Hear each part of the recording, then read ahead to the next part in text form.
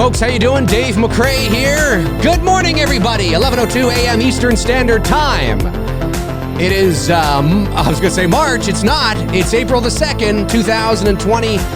I'm coming to you live as of right now. I mean, if you're watching after the fact that I'm not live, from the VoiceMann Studios in Toronto, Ontario, Canada. And this is episode 37 of McRae Live. Hard to believe we're up to 37 episodes. This is my 37th time doing this. This is crazy. 37. But then again, I do 3 a week. Like I was thinking the other day, I was like, I'm doing 37. I'm like, why? How's that possible when Tony and I are up at 64? I'm like over halfway to what we do with two dudes.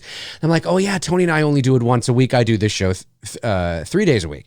So eventually I will pass the amount of shows that Tony and I do for two dudes and some bullshit. And but hey, you know what? It's not about the quantity, ladies and gentlemen. It's about the quality. And of course, we are in a bit of a bind here in the sense that, you know, I mean, there's not a lot. I mean, there's still stuff going on, but in terms of the immediate news and things sort of breaking in the world of horror and entertainment and Halloween and things like that and movies and you know, everybody is sort of in a holding pattern right now. I mean, even myself, when it comes to It's Me, Billy, you know, we're sort of in a holding pattern right now, trying to figure out kind of what's going on with that. And so, you know, you kind of jump on here and you kind of make the best of it, and you talk about things that maybe you wouldn't ordinarily talk about, or try to think of some different ideas, some things to talk about. And I thought today's topic would be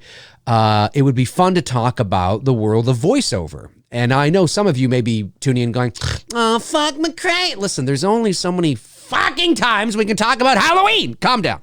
But the reason, of course, the primary reason, well, there's two reasons. One, it's in my wheelhouse, obviously, as a professional voice actor. It's how I make my living. That's my day-to-day job. So naturally, I get excited to share that information and talk about it. But I do get asked, not a lot, but I do get asked enough from certain people that watch this show, how to get into the world of voiceover. And I've responded I've responded in messages and sometimes in emails, but I thought, why not do a video?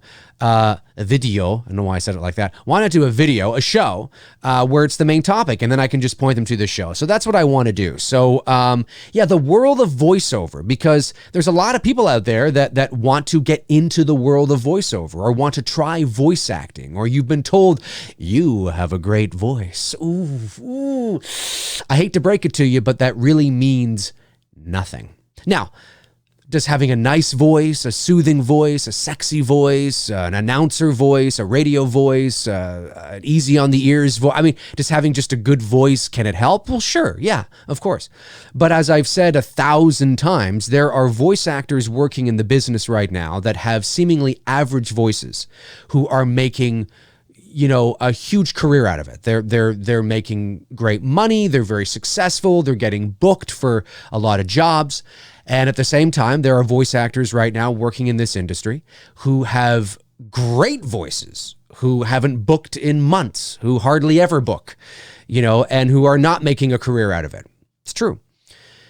And the primary reason for that is because the world of voiceover is not really about your voice. I mean, it is to a point, but it's not about your voice at the end of the day. It's about your acting and performing abilities, no matter what genre of voiceover you are in. Now, obviously, your voice and your ability to do certain voices per se might be more crucial to certain genres, but at the end of the day, it really is all about your performing and acting abilities. How good of an actor are you? How well can you interpret a script, right? How do you understand the tiny nuances and details in a script that you can hone in on, that you can immediately make those calculations in your mind of where to go in terms of your character, instinctually learning to take direction from the director behind the glass. And it's a whole thing, right? It's a whole thing. It's acting. Voice acting is acting. Voiceover is acting. Now, there's different types of voice acting, right? There's genres in voiceover, like animation, where the acting and performing side really is apparent, right? Because you're playing characters. You're getting lost in these characters behind the microphone. So it all comes down to character, and the voice will eventually follow. If you're doing something like narrating a lifestyle show or something like that, your acting, character abilities may not be used as much, because you are essentially playing, for all intents and purposes, more than likely a fictional version of yourself. So you're more narrating than you are performing, but at the same time, still understanding those tiny nuances and details of the script and learning how to take direction is very important. You're always on some level, at the very least, playing some sort of fictional version of yourself. Like, for example, the other day I was doing a national TV spot for, I think this is just in the States, because it's a U.S. national ad. I did a couple of U.S. National TV ads, and then there were a couple of radio spots for BP Fuels. For those of you that live in the States, I think you might know what that is. BP Fuels, it's a fuel like a Texaco or a I don't know, like an Esso or something like that. I think that's what it is, BP Fuels or something. Anyway, I was patched into this to the studio, and we were recording it remotely, obviously, because of everything that's going on in the world. And British Petroleum. Oh, that's what it is. British Petroleum. Maybe it's British then. Maybe it's British. Maybe it's not US. Maybe or maybe it is in the US as well. BP Fuels, British Petroleum. Yeah, I thought it is British Petroleum. Is that in the US or just in the States? Well, it's got to be in the US, because this is a US ad. I'm just moving my camera up here. For some reason I felt like I was a little cut off a little bit. I think that's a little better. British Petroleum is a gas station. Oh, I know it's a gas station. I know that. We don't have them here in Canada, as far as I know. So, okay.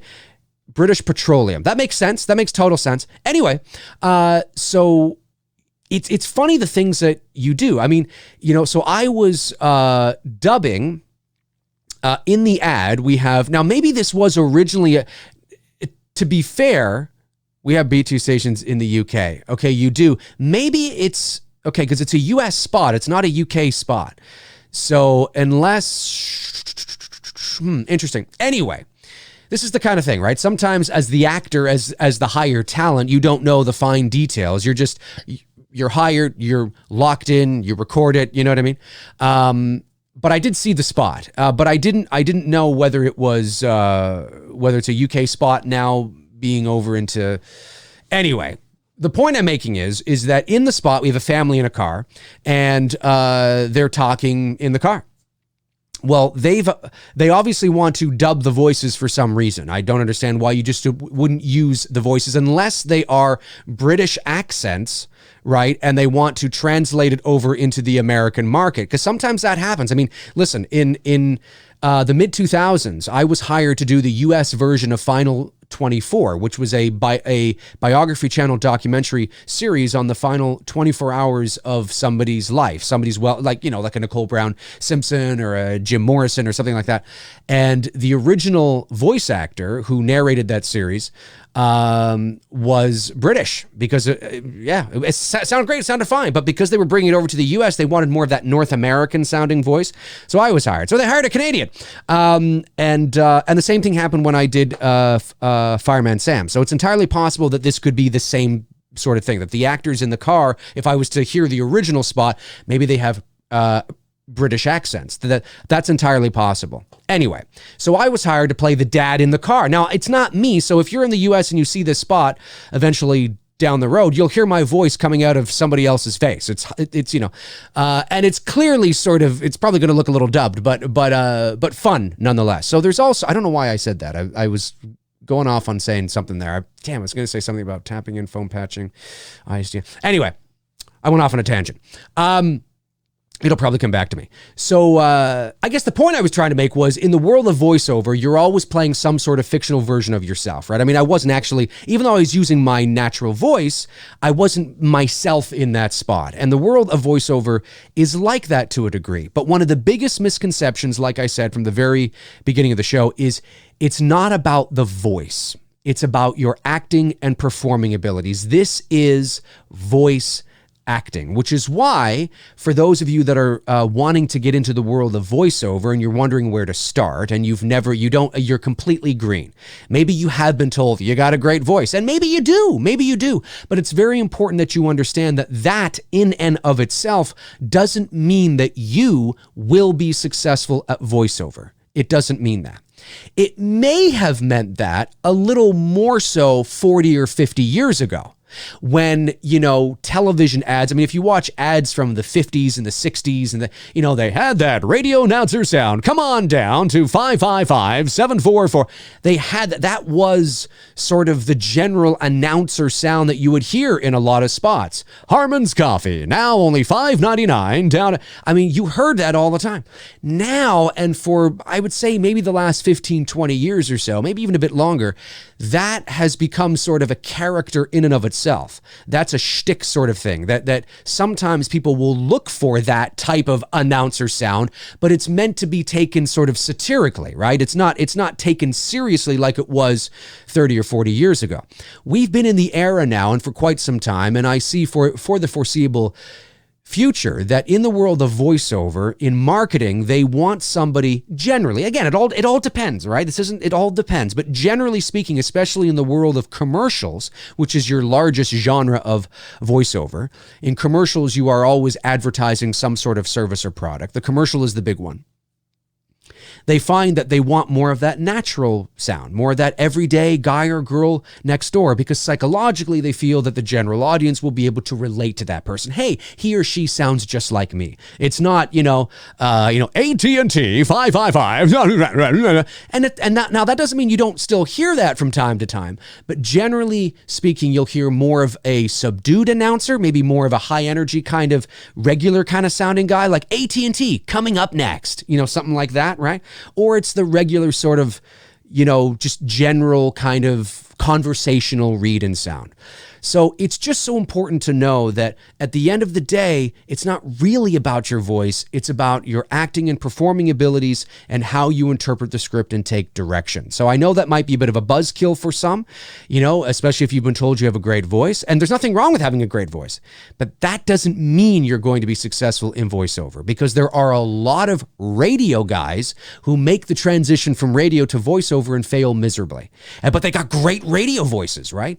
And that's look, there's a variety of reasons why that could be, but that's generally because they're locked into the radio cadence, performing radio kind of, monotonous sort of radio kind of sound, right? They're not actors. They've maybe never taken an acting class in their entire lives, which is why I say that if you've never taken if you're new to voiceover, one of the best things that you can possibly do for yourself is to take an acting class.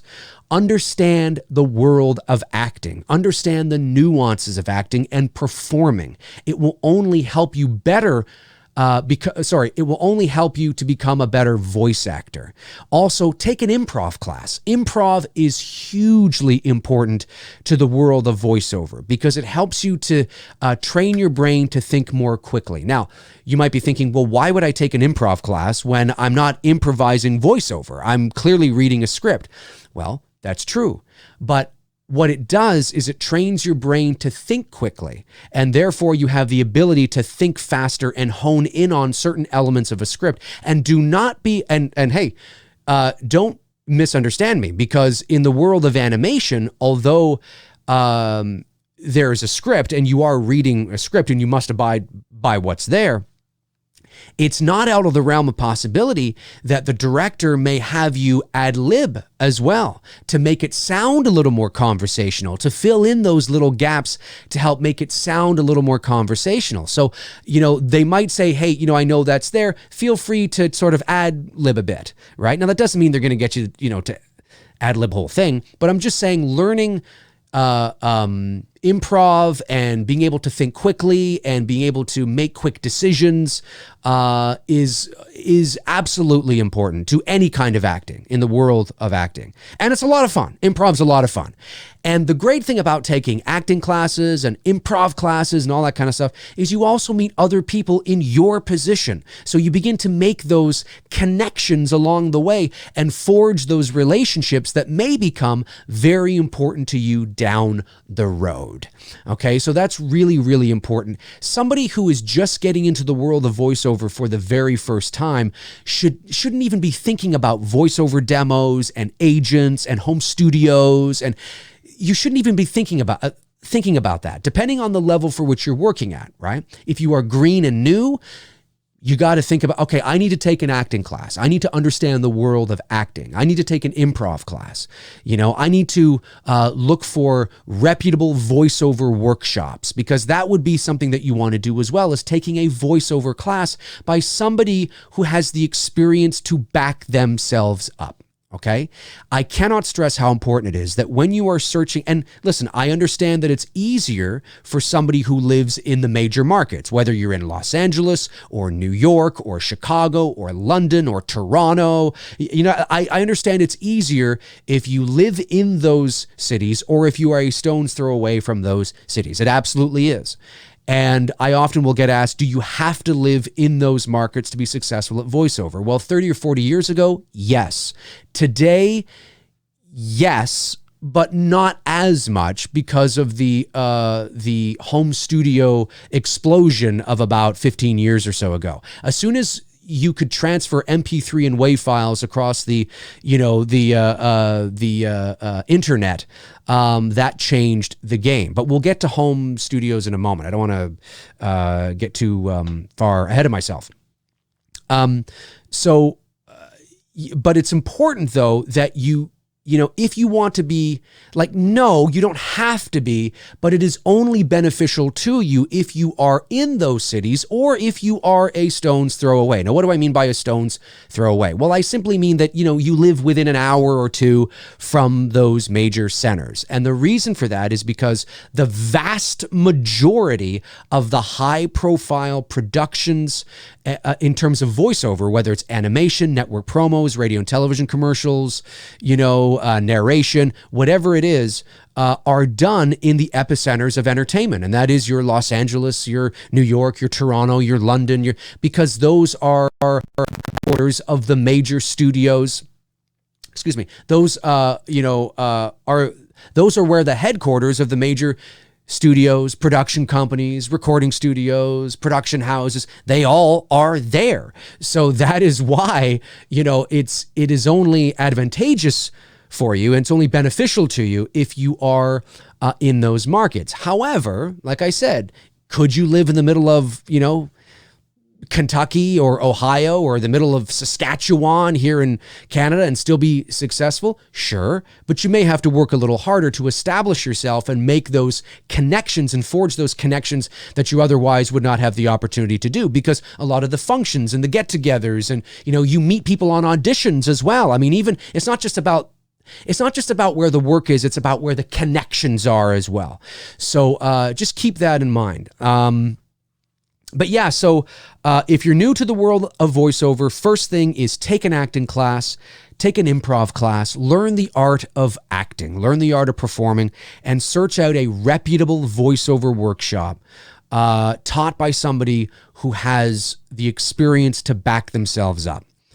And the reason why I say that is because there's a lot of people online who are looking to take advantage of you. I'm not saying there's a lot of voiceover coaches who are looking to take advantage of you. I'm just saying there's a lot of people that are always looking to take advantage of people.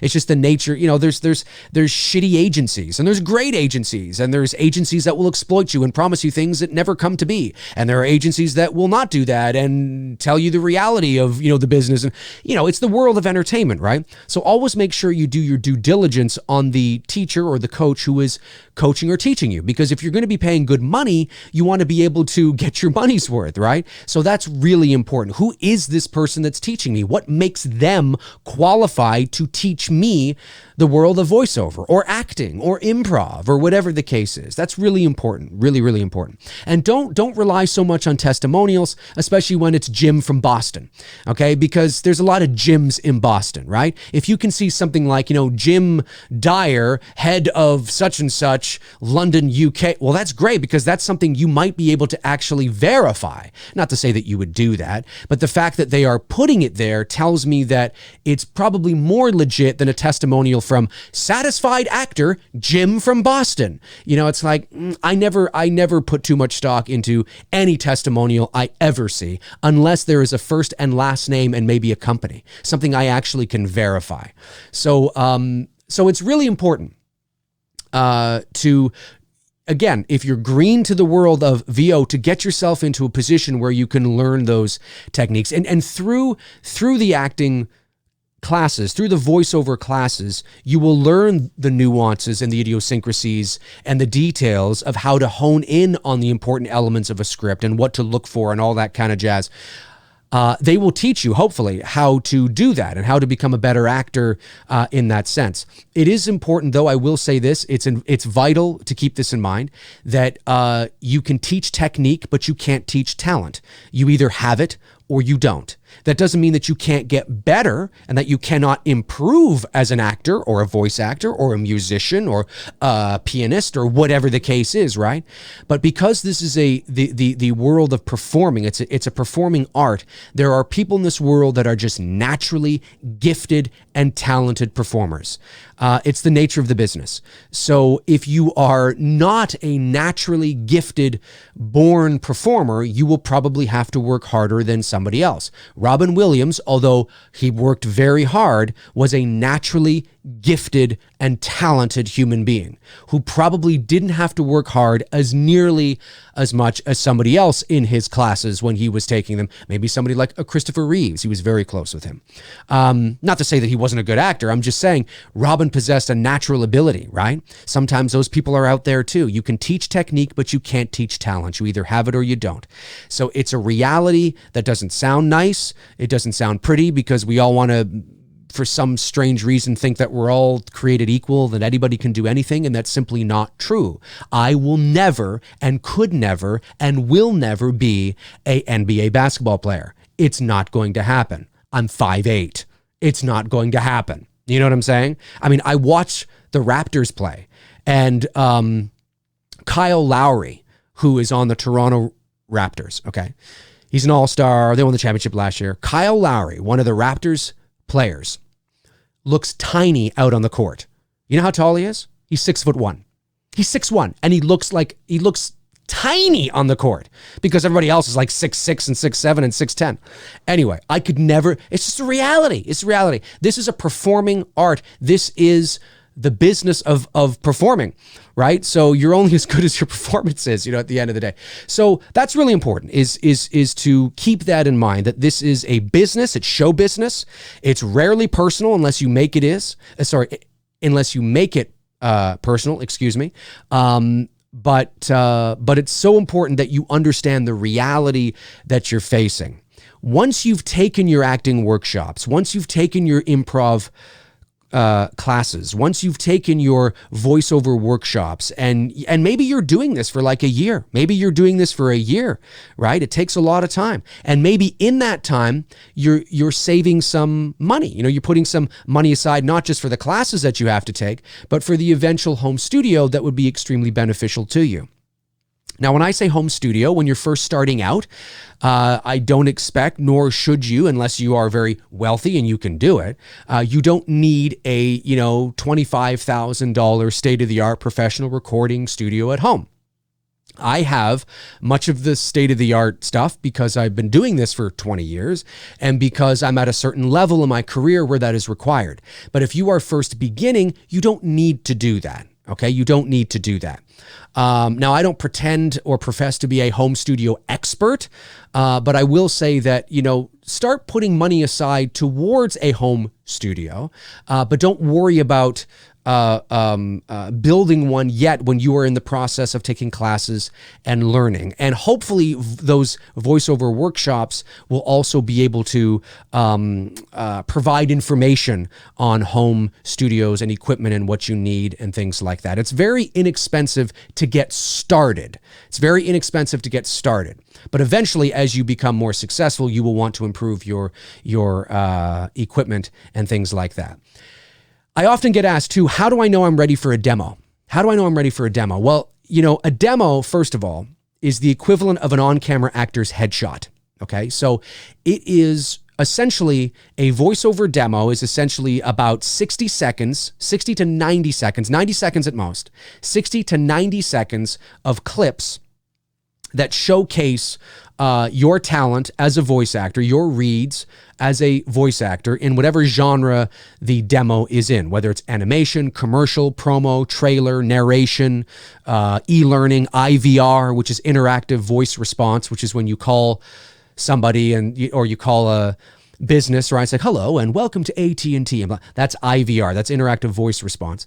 Whatever the demo is, it must be a reflection of your talents in that area. And it's, cut up into a certain amount of clips that showcase your best stuff. And nothing should ever be on a demo that you cannot immediately replicate in the studio. So there should never be something on your demo that took you 38 times to get it. Oh, I finally got it, put it on the demo. No, if you can't replicate that read or that voice or that tone or that sound or that delivery like that, it shouldn't be on your demo at all. The one demo you must have is a commercial demo, because that is where the bulk of the work is in the world of commercials. That doesn't mean that if you always want, but I want to do cartoons, I want to do animation, that's fine. Okay, but you must have a commercial demo because that's where the bulk of the work is. And it's likely that that is what you'll be hired to do most. And you also forge connections and relationships and meet people that way as well. So you don't want to pigeonhole yourself and no, I just want to do animation, so I'm just going to have an animation demo. That doesn't make any sense because the bulk of the work is in the world of commercials, the services and the products. And it just, it needs to be brilliant. Okay. So I get asked, how do I know when I'm ready? Well, you will know, and again, it's circumstantial. It's different for everybody. But the general idea for me is I know that somebody's ready, or I know when I'm ready, or when I was, because it's been a while since I was at that, that point. When I was able to read the copy and instill the cadence and delivery and the nuances that felt as if I was thinking the words myself. It didn't sound like I was reading. It sounded like I was thinking these words myself. It was a very natural delivery. Now, everybody is going to be different. That's why you have to work with your voiceover coach and understand. You have to work with your voiceover coach to get to that position. If the voiceover coach thinks you're ready, but you don't think you are, don't go get a demo done. Don't go get a demo done because you need to have the confidence in yourself to be ready as well. Talk to the coach, speak with them, ask them questions. Maybe you two can both find out what it is that you're feeling that may be hindering your confidence in this area. It may just be that you're overthinking it, or you may still lack the understanding of certain things to be able to perform and to read in the ways that you need to. But the important thing is to never rush a demo because you're going to spend a pretty penny on getting a demo done. So you want to make sure that this demo is really good. And the demo can't be pretty good. No, it needs to be brilliant. If you want to work at the level that I do, if you want to work at the level where the big boys play, your demo must be brilliant. Okay, because you only have, look, it's a cliche, but when you are sending your demos to agencies seeking representation, it's a cliche, but it's true that the agent listening will probably know within the first 5 to 7 seconds of your demo whether they want to continue listening further. And if your demo is pretty good, then the chances are they're not going to bother to listen to the rest. It needs to be brilliant. And again, this is all, I'm saying things that might sound overwhelming, but these are things that through the, you take a breath, and through the natural sort of steps that I've laid out, taking the classes, meeting people, forging relationships, taking improv, taking voiceover, doing your due diligence, doing your research, through that whole process, things will start to come into your mind, or you'll come across certain things that I've talked about here in the last 30 minutes. You'll be like, oh, I remember Dave said that. I'm talking about it in a very sort of compartmentalized, fast kind of way, just to give you an insight into what it really takes to be a voice actor. But your journey will be longer. It's not going to be 30 minutes. You'll, pace it out, save some money. You'll discover a lot of these things along the way and learn about the relationships and the demos and the different kinds of demos and why they're important and what's not, and all that kind of jazz. But just know, I think the crux of what I wanted to really sort of instill into a voice actor or into somebody who wants to be in this business is to know that, to not rush it, that this is a business, okay? It's part of show business. And it is about, talent is a huge part of this, and understanding that this is still voice acting. It's not reading, it's voice acting. And just because you have a nice voice doesn't mean you're going to be successful, right? Because it's not really about your voice at all. And that is probably the most important thing you can take away from the opening, not the opening, but, I guess, the first part of the show here is to understand those nuances and things, because, you want to put yourself in the best position possible to be successful. Sometimes people look at voice actors and think, well, that looks easy, I can do that. And then they get behind the microphone and they realize, wow, it's not really that easy. It really is about, it's performing, and it might seem easy, but when you get behind the glass and you put the headset on, you got the director behind the glass and the casting director and the producer and the audio engineer and maybe a few clients or buyers from whatever company you're doing a voiceover for, whether it's Warner Brothers or Sony or Coca-Cola or whatever the case is, it can be a very intimidating experience, right? And now all of a sudden it's like, wow, this doesn't look so easy anymore, and there you are and your heart's pounding and there's the script and they're like, okay, are you ready? We're going to do this in 5, 4, it's like, what the fuck? It can be very intimidating. So, pace yourself out, learn the craft, learn the business of voiceover, learn what voiceover is all about, learn the past, learn the history, learn the technology, learn what is voiceover, and it will help you to give and gain a better appreciation of one of the most important parts of the entertainment and corporate industries, but sadly, one of the most misunderstood, unrecognized, and unappreciated parts of the business, because you're 9 times out of 10, maybe even a little bit more than that, rarely seen and only heard. So and it's to no fault of their own, but we sometimes forget how often we hear voice actors each and every day on radio, television, film, corporate training, e-learning, English as a second language, audiobooks. You hear us all the time.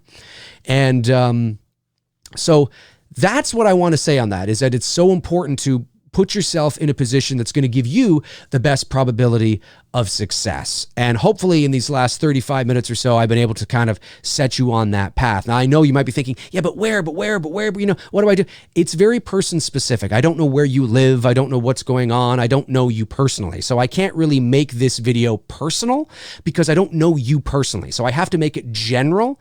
So just know that, do your due diligence. Okay. If you're searching out acting, improv, and VO classes, do your due diligence on the people teaching those classes. And make sure that they have the experience to back themselves up. That's really, really important. I can't say anything beyond that because it's, I'm talking to thousands of people here, right? So I don't really know. And I don't mean thousands of people live. At the moment, there's only 82 people watching. But over the course, as this video gains traction on the channel, it'll be that. So just keep that in mind. And, I'm always, if you have a question, I'm always open to answering any questions right now in the chat. If somebody has a voiceover question, I'm totally open to answering that, and I will do my best to give you some insight on that. But voiceover is not easy, man. It's a great business to be a part of. If you can be successful at it, of course, it can be fun, and depending on the projects you're doing, it can be really great, really great. And but just know that it is a business and it takes a lot of hard work.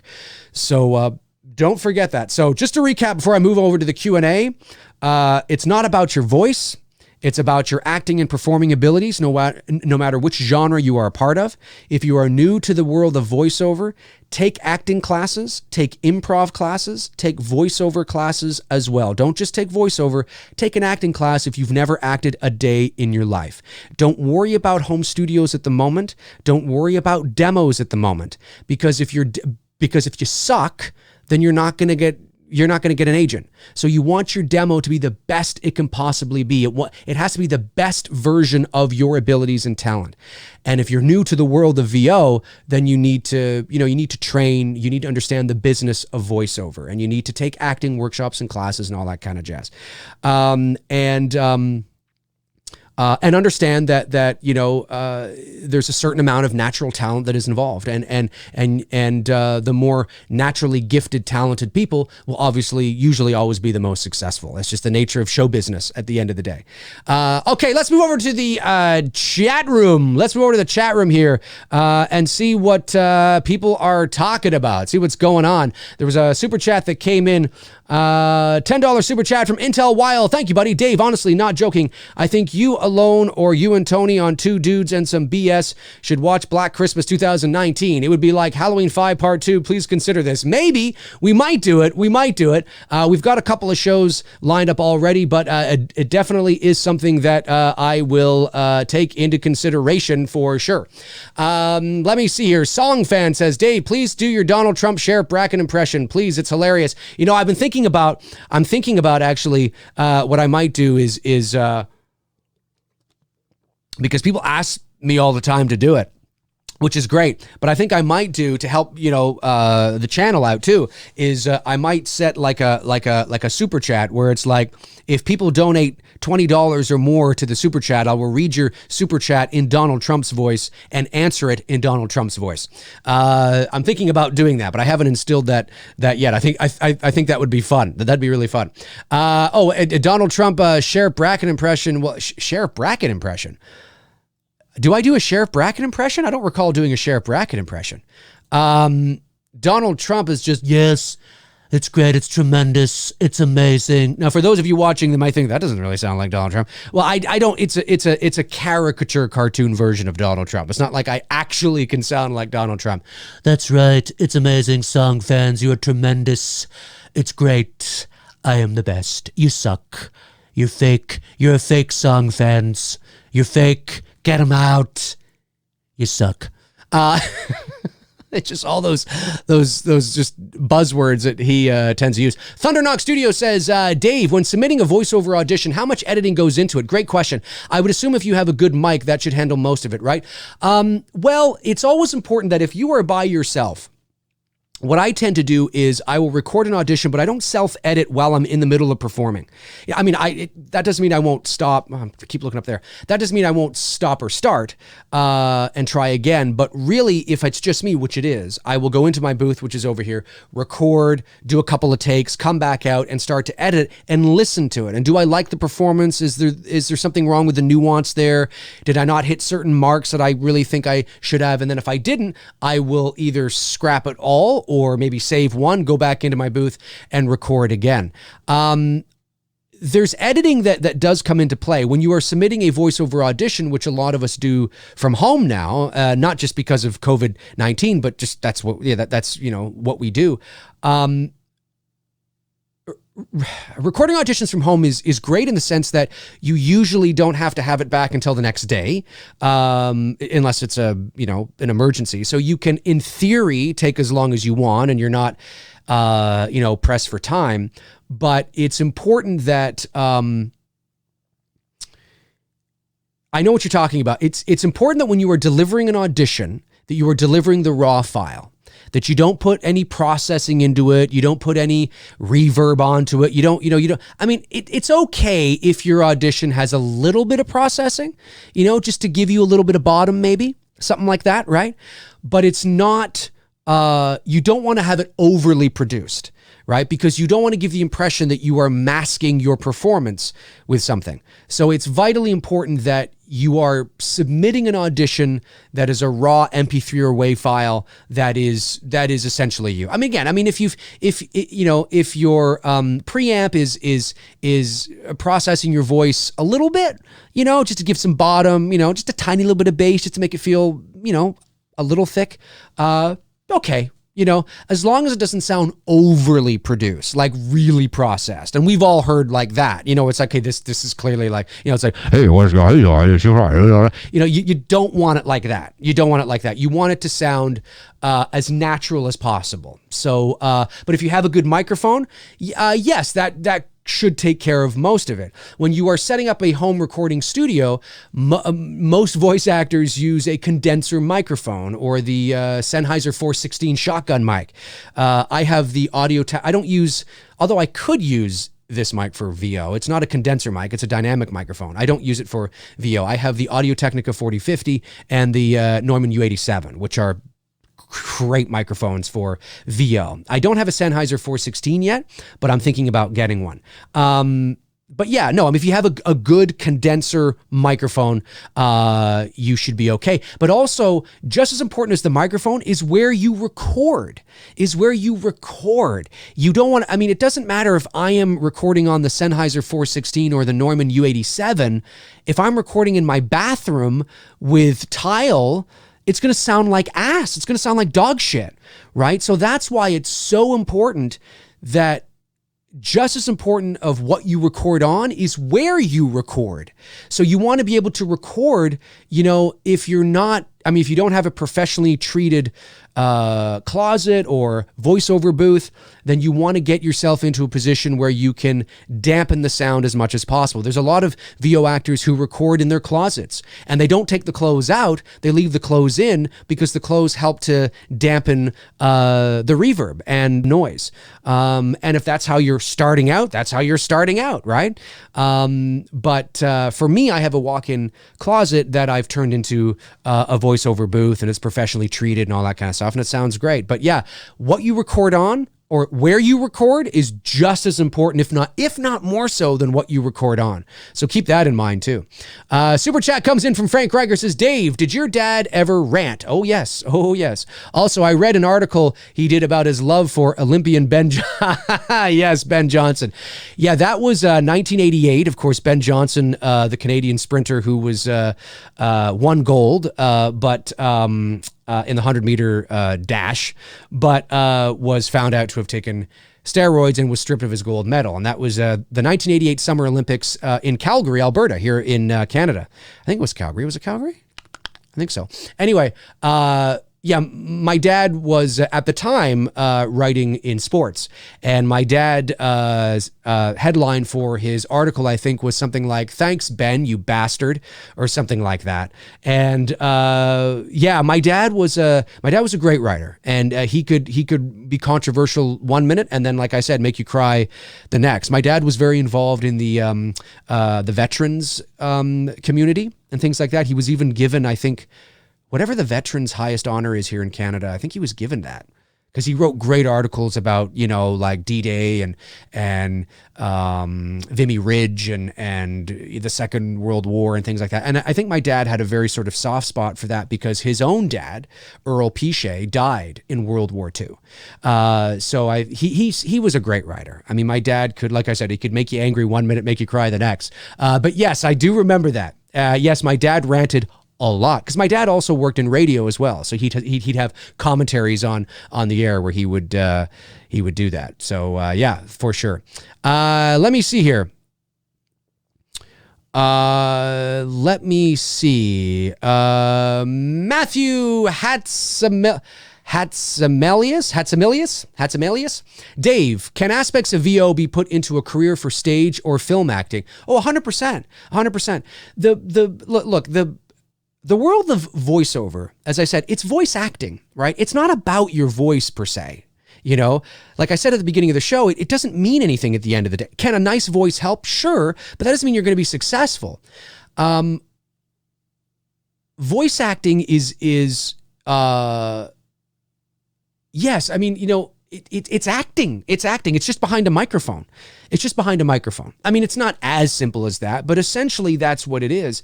And it can often be a little more difficult because you have to be, you know, nuanced with your body language and the physicality that you are performing. Now, you don't see too much physicality maybe in the world of commercials, although you will see a different kind of physicality. Like in the world of animation, when I was doing animation, or when I do it, if I'm playing a role, let's say I'm playing a guy that sounds like this, you know, whatever. I'm not just behind the microphone reading, going, well, that's right, that's the way I was going to. I'm not just doing that. I'm behind the microphone, I'm going, well, that's right. Well, now I think you might feel it in your bones because he knew he was going to go downtown, but he didn't see anybody. I mean, that's literally, if you were to see me, that's what I'm doing behind the microphone.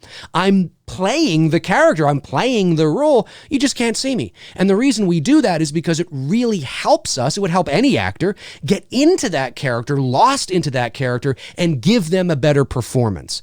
But the trick is that we can't move off axis of the microphone too often, right? Like, you know, I can't go, well, he was downtown and that's the way it, I mean, I can't do that because then you're going to hear me go off mic. So there's only a certain sort of box and window that I must perform in, which can make it a little more difficult. But this is voice acting. And even if I'm just doing a commercial, let's say I'm doing like, you know, an AT&T ad. It might be like, you know, AT&T, the best way to get long distance. Now, I'm still using my hands and performing. I'm not like this. AT&T will help you. You know, I'm still using my body. So you're always using your body in some sort of way, in some sort of sense in voice acting. At least you should be. Let the natural physicality of what feels right and feels natural for you come out. That's really important too.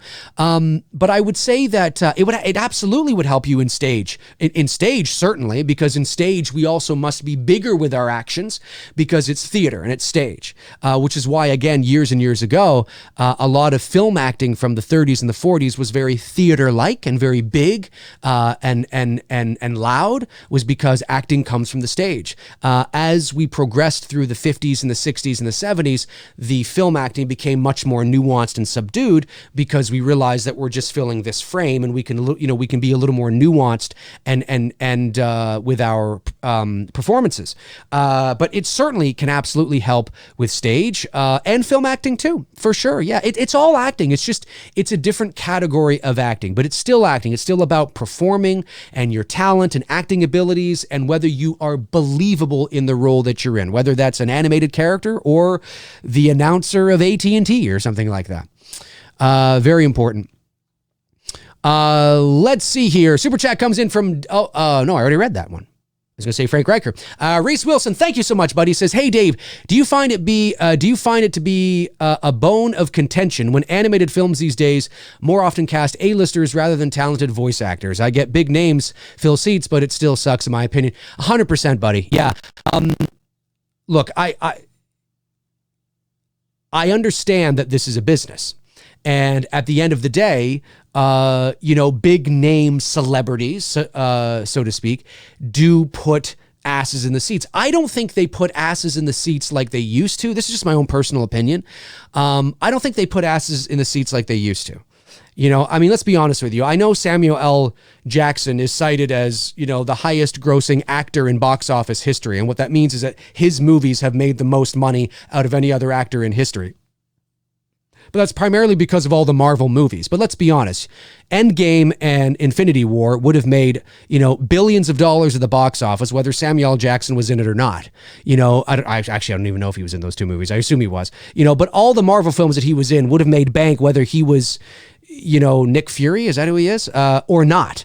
You know, so I mean, it's a stupid real stat that I think is dumb, personally, because it doesn't mean anything. 30, 40 years ago, box office stars, especially during the contract era, meant a lot. Now, it's not that they don't mean anything. There are certain actors that will still get butts in the seats, but I don't think it means as much as it did 30 or 40 years ago. It is unfortunate because there are an extraordinarily group of talented voice actors out there that, you know, it's too bad that they're not playing the starring roles in a lot of the high profile animated films anymore. And this really started about the turn of from the 80s into the 90s. Robin Williams was a big part of that catalyst and moving in that direction. But Robin Williams is an anomaly. I mean, Robin Williams is a genius comedic actor. And when you put a genius comedic actor in the role of, you know, the genie, I mean, it's almost like not a fair sort of assessment really at the end of the day, because he's like the exception to the rule, you know. But did Ellen DeGeneres need to be in Finding Nemo? No. Is Ellen DeGeneres funny? Sure. Did she do a good job? Sure. But could you have put anybody in there?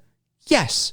Ellen DeGeneres was hired because I think her talk show had just launched back then. She was all the rage, and let's put Ellen in there. And it's just, you know, Brad Pitt in Sinbad. I mean, let's, you know, the Sinbad, the Seven Seas, or whatever the fuck that was. Atrocious. Awful. So yeah, it is disappointing, but the reason they do that is because it's marquee names, and they want to use those names to get butts in the seats. But it is too bad that the professional voice actors who specialize in the genre, in that category of show business, are relegated in terms of the high profile animated films, relegated to additional voices. And sometimes when you're watching a animated film, you will see in the credits additional voices. Well, what additional voices means is, like, say somebody like me was hired, and I come in and I'm playing like the baby in the background, you know,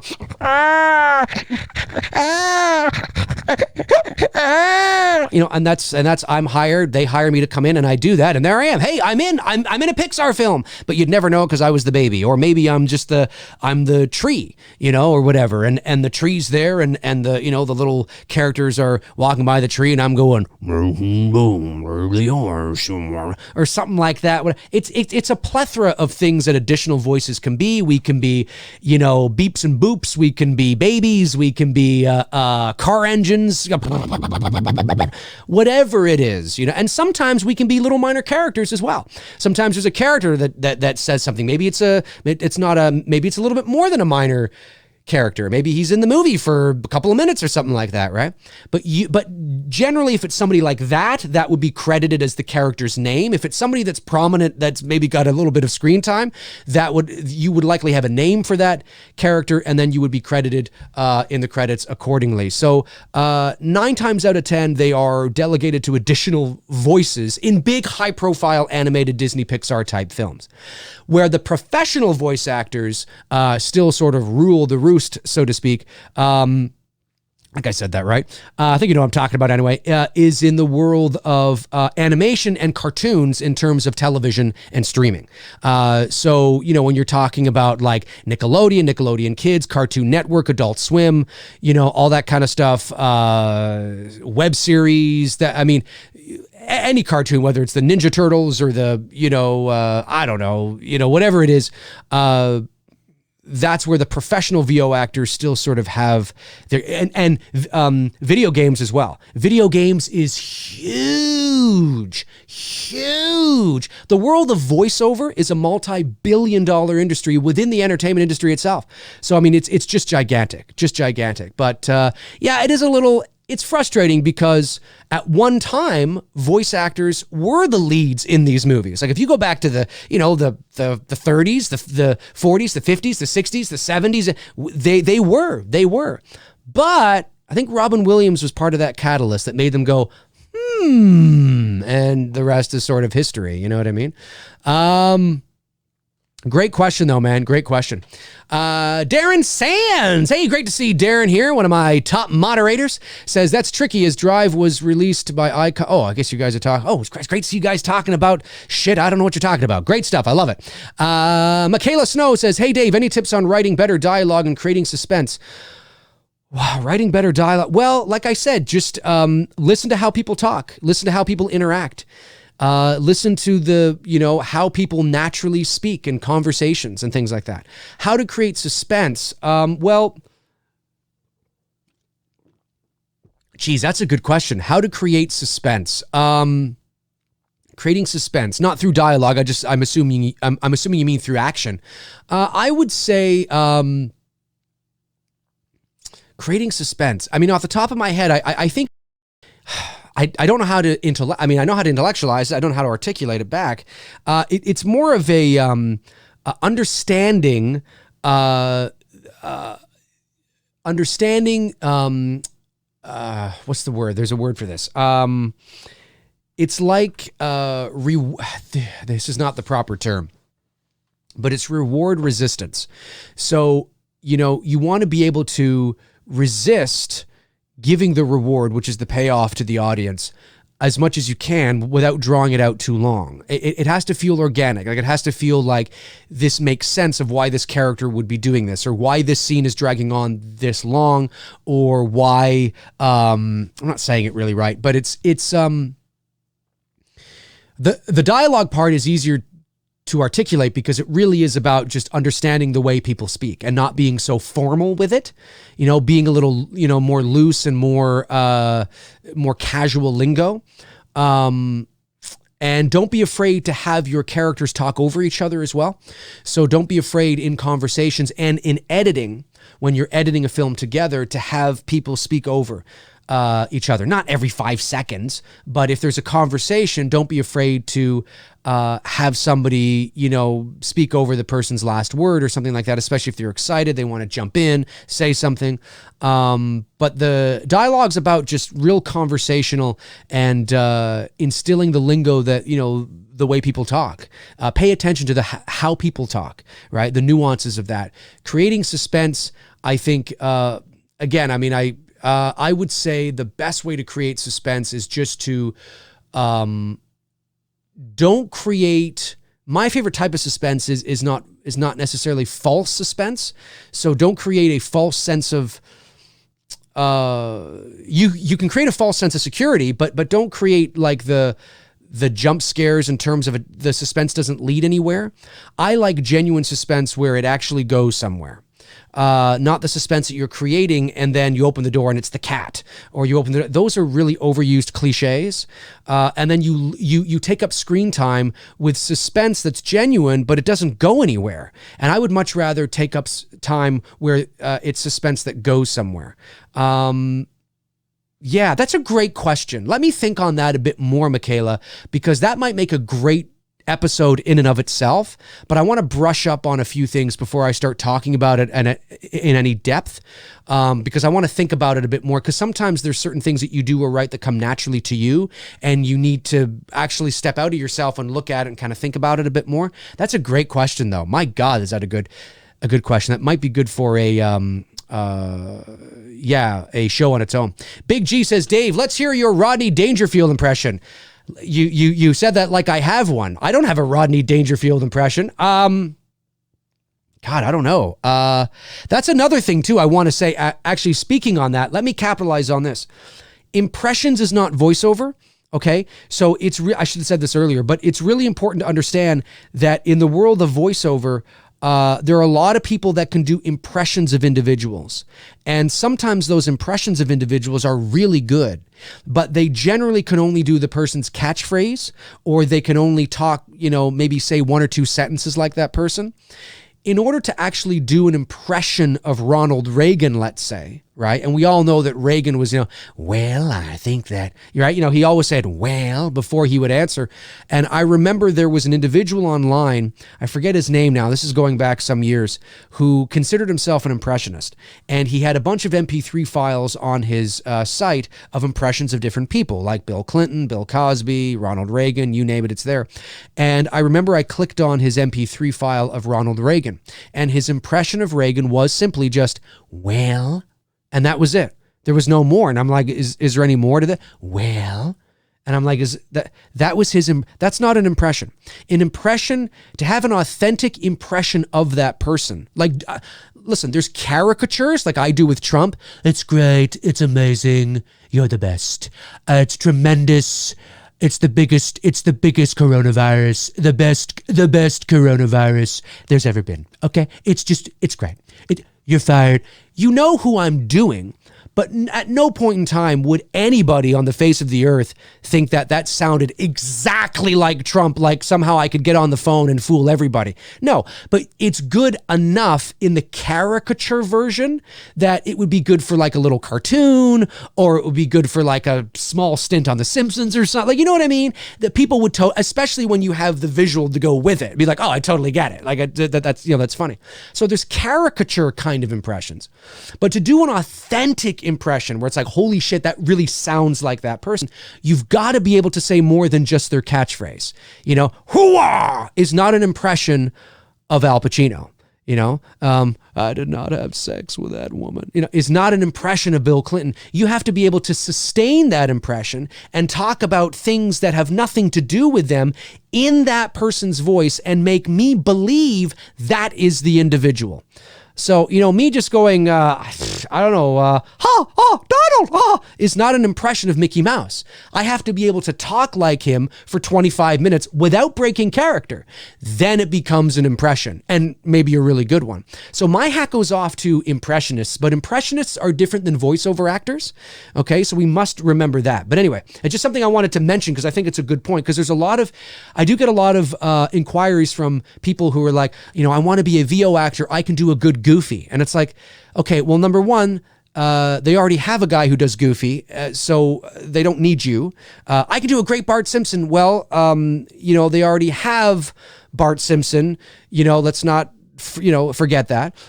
So they're not going to be coming to you to do that. So it's just important that that you don't get so locked in to your impressions when thinking about voiceover, unless you want to be an impressionist.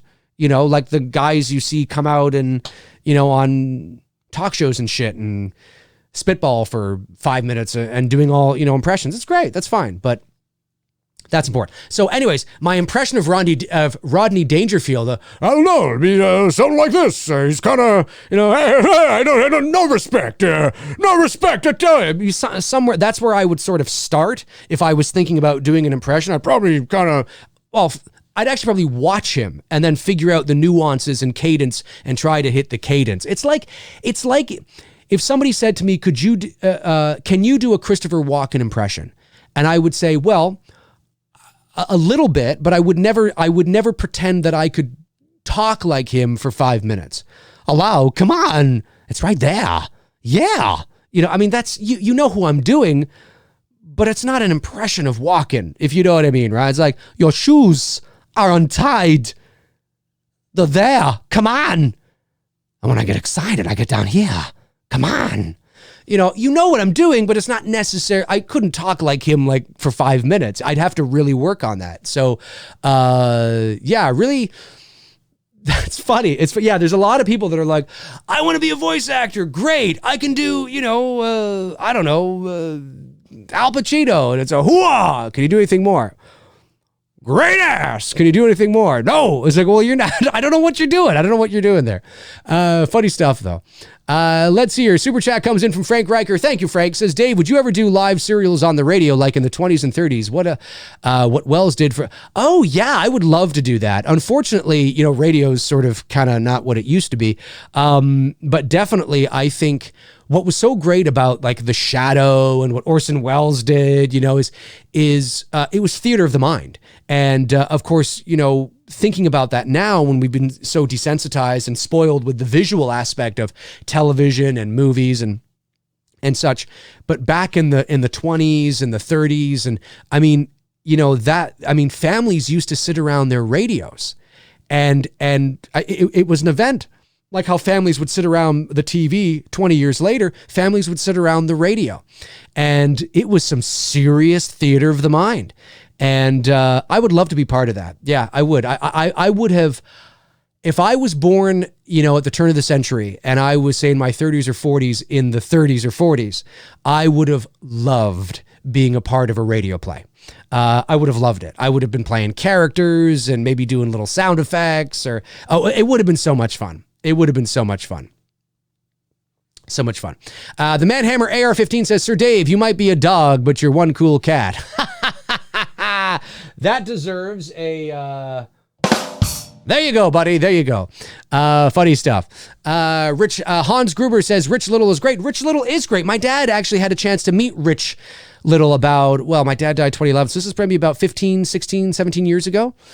He came up to Canada and was doing his shtick, and he's pretty good.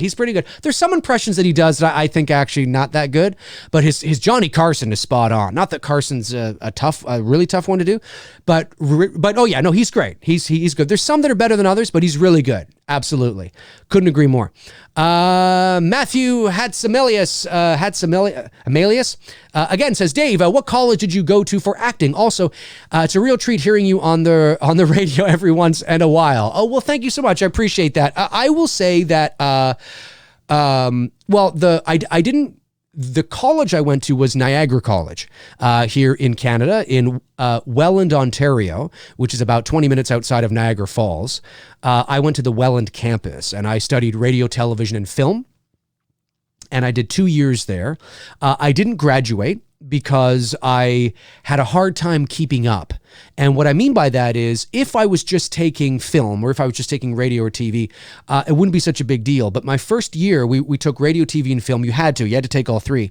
And you were also taking like broadcast management, broadcast journalism, current events, English classes. Like you had to take all these classes to go with it. And I found it difficult to keep up.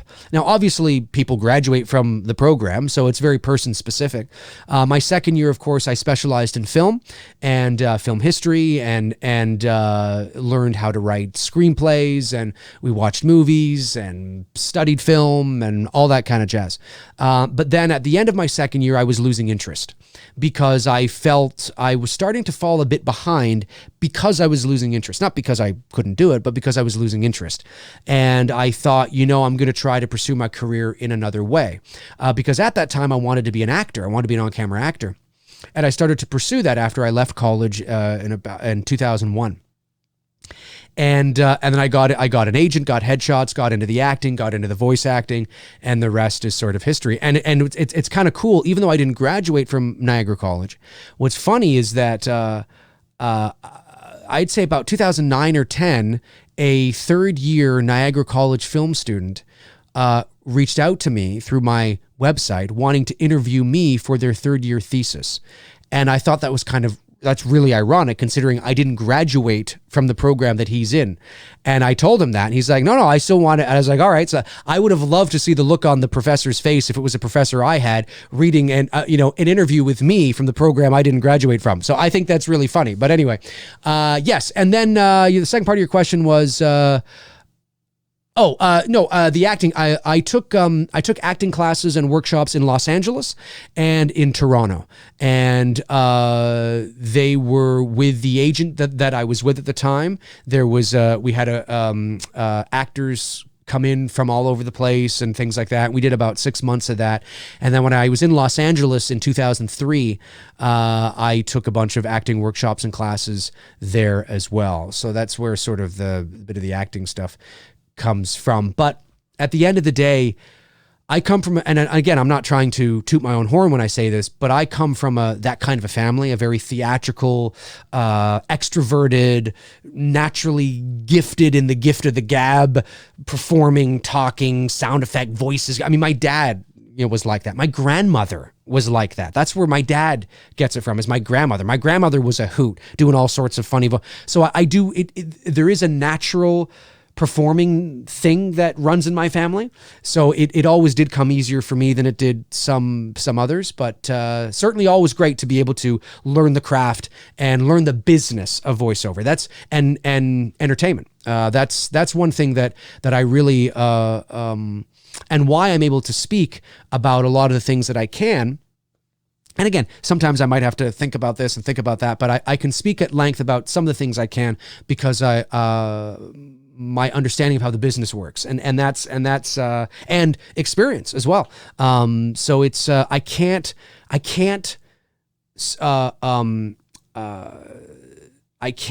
emphasize enough how important the craft is, but also learning the business.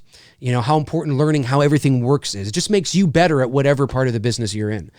Thunderknock Studio says, Dave, would the ultimate gig be like getting a role that Michael Winslow had in Police Academy, where you get to give an on-screen acting performance while showcasing your voice at the same time? Maybe. I met Michael Winslow at the Voice Arts Awards. I've told this story, I think. My first Voice Arts nomination in 2015. We went and Michael Winslow was the keynote speaker. And no, excuse me. No, he was not the keynote speaker. He was the host. William Shatner was the keynote speaker. Michael Winslow was the host. So after it was all done, we were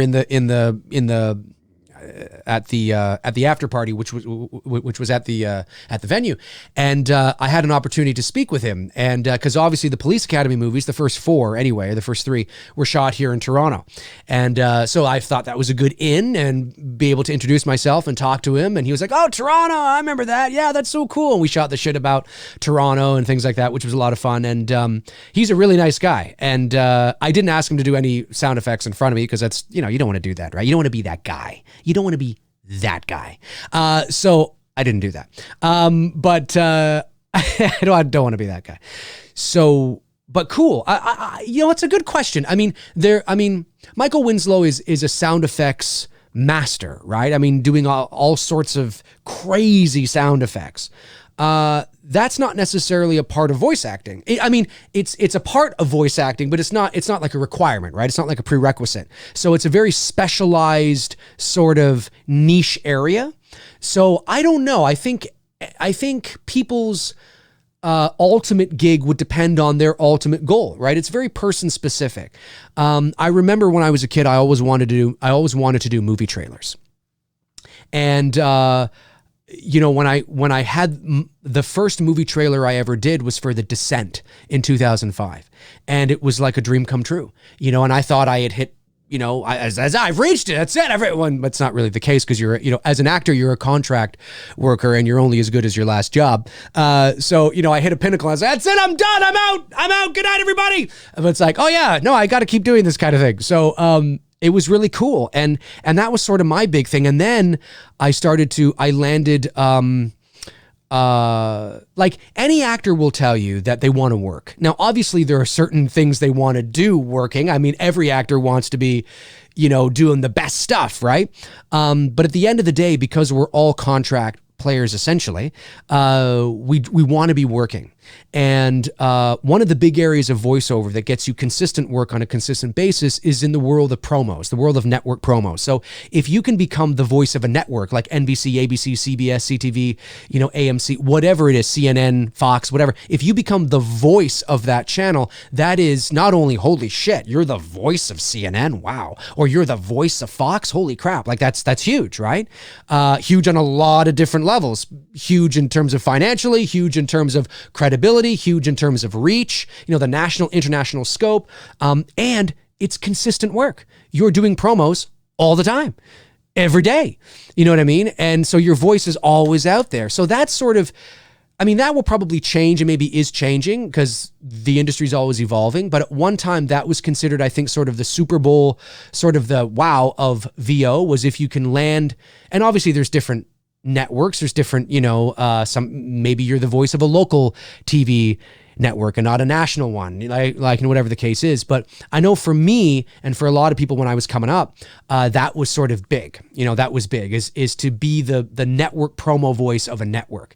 And I had the fortunate, I was fortunate to be able to do that 3 times. I was the network voice of TLN here in Toronto, and then I was the network voice of TNE. I'm no longer the voice of TNE, which is a Canadian channel. It used to be called Travel and Escape. Now it's Totally Entertaining, but it shows all sorts of movies, paranormal shows, all that kind of stuff. And I was their network voice for about 7 years. Until last year, and then they, as it's never personal. It's just they wanted to go in a different creative route, so they did. So when my contract was up, it was like, see you later. Thanks for and I was like, no problem. I did it for 7 years. It was great. And while I was doing that, I was also the network voice of a movie channel here in Canada called Encore Avenue. And that was a lot of fun because it was a movie channel. It just played movies from the 70s, the 80s, and the 90s. And that was a lot of fun. And I was the voice of that channel for 4 or 5 years until Bell Media here in Canada bought it out and defunct the channel. So the channel no longer exists, and there's nothing I could do. It's just that they were buying it out and restructuring everything and all that kind of stuff. So, but that was definitely fun because your voice is heard nationally and internationally all the time. And you're working maybe not every day, but certainly a few times a week for sure. So I would say that it's very person specific and depending on what your dream goal or gig is.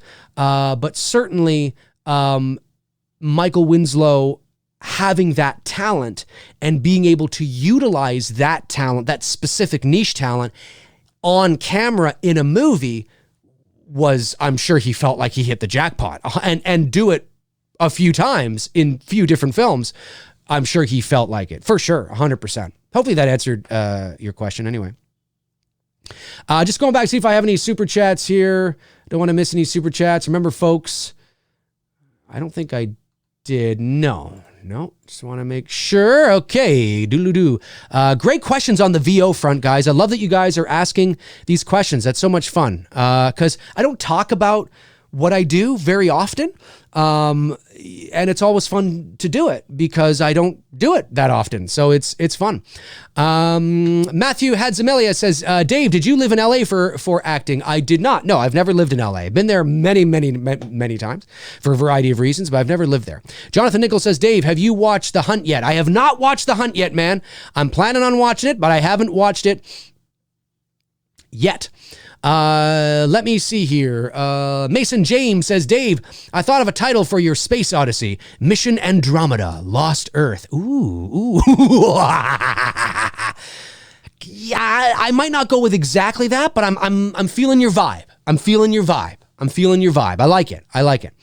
Let's see here. Nick Townsend says, Dave, have you tried out for a role in a major motion picture as an actor? No, I haven't. I've, at the beginning of my career, so around the turn of the century, that sounds so epically long ago, but when I left Niagara College and I started to pursue my on-camera acting career, most actors start out in commercials. And that's where sort of I was beginning. And I did a couple commercials. I did a couple of docudramas. I played bit parts and roles on shows like 0 Hour and Forensic Factor. Was it Forensic Factor? I think it was Forensic Factor. And I was in a Sherlock Holmes documentary for the Discovery Channel, playing a bit part. And I was up and coming, right? I was playing bit parts, small roles, going to auditions. I've told this story too, is that a girl that I went to high school with, Melanie Scrofano, or Scrofano, depending on how you want to pronounce it, she plays the title character in Winona Earp for Sci-Fi. She was also in the movie the movie that was Ready or Not. She's not the lead in Ready or Not. She plays one of the crazy sisters or something like that. But anyway, so she's been very successful, and I think that's totally awesome. And we were high school friends, and when we were coming up sort of the same time, and I used to see her at auditions when I was doing the on camera. When I started to venture into voiceover, I never saw her again because she wasn't doing voiceover. So I was going to specific VO auditions. But like in 2001.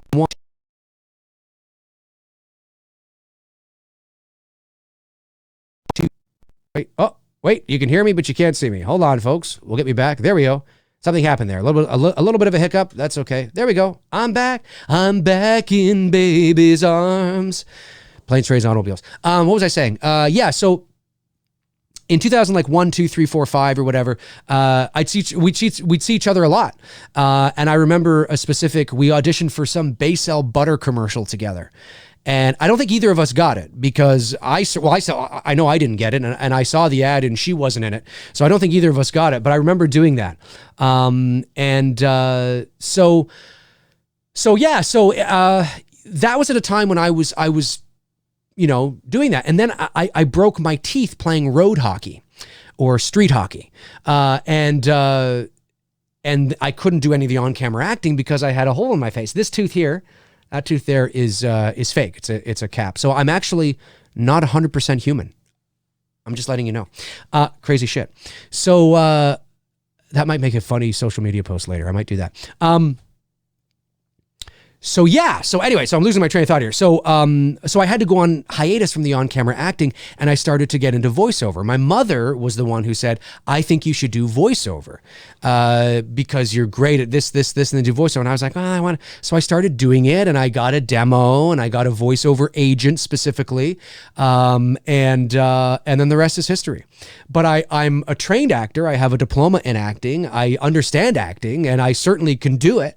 Whatever they need me to do, I would love to do. But that's why I sort of fell into the voiceover, and it just took off, and I didn't look back. So I'm just like, well, okay, and it still fulfills the acting side in a different way, but you still get sort of the need. You know what I mean? So it's, that's, hopefully that answered your question. Let me see here. Frank Riker sends the super chat. Thank you, buddy. Says, Dave, would you consider work for a VO company that stated in a contract that you cannot use your voice for any other project?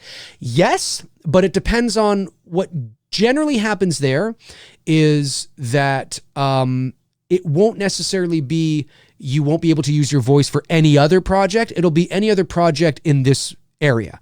So, for example, if I become the voice of, Esso, right? It's like, okay, well, you can no longer, do voiceovers for any, petroleum companies, any gas companies, anything to do with oil, anything to do with whatever. Like I can't, it can't be in that arena. I can go do a commercial for, salt and vinegar chips if I want to. I can go do a commercial for, a furniture store. I can go do a movie trailer.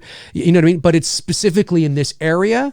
You cannot do any ads for this specific area because they're in competition with each other. It's all about being in direct competition with each other. And Esso is not in direct competition with salt and vinegar chips, or Lay's or Hostess or, whatever the company is. So it's not really a big deal. So that's generally how it's done. And I have had that happen before. Like when I was the voice of Encore Avenue, which was a movie channel, I couldn't go then be the voice of another movie channel because it's like, I can't do that. You're in direct competition with each other. You don't usually, at least I've never run into anybody or myself with somebody who's had to, they can't do any other work. I mean, if somebody was to say to me, we want your voice exclusively to this, you cannot do any other VO work ever, it doesn't matter what it is, then they're going to have to pay me a lot of money. A lot of money.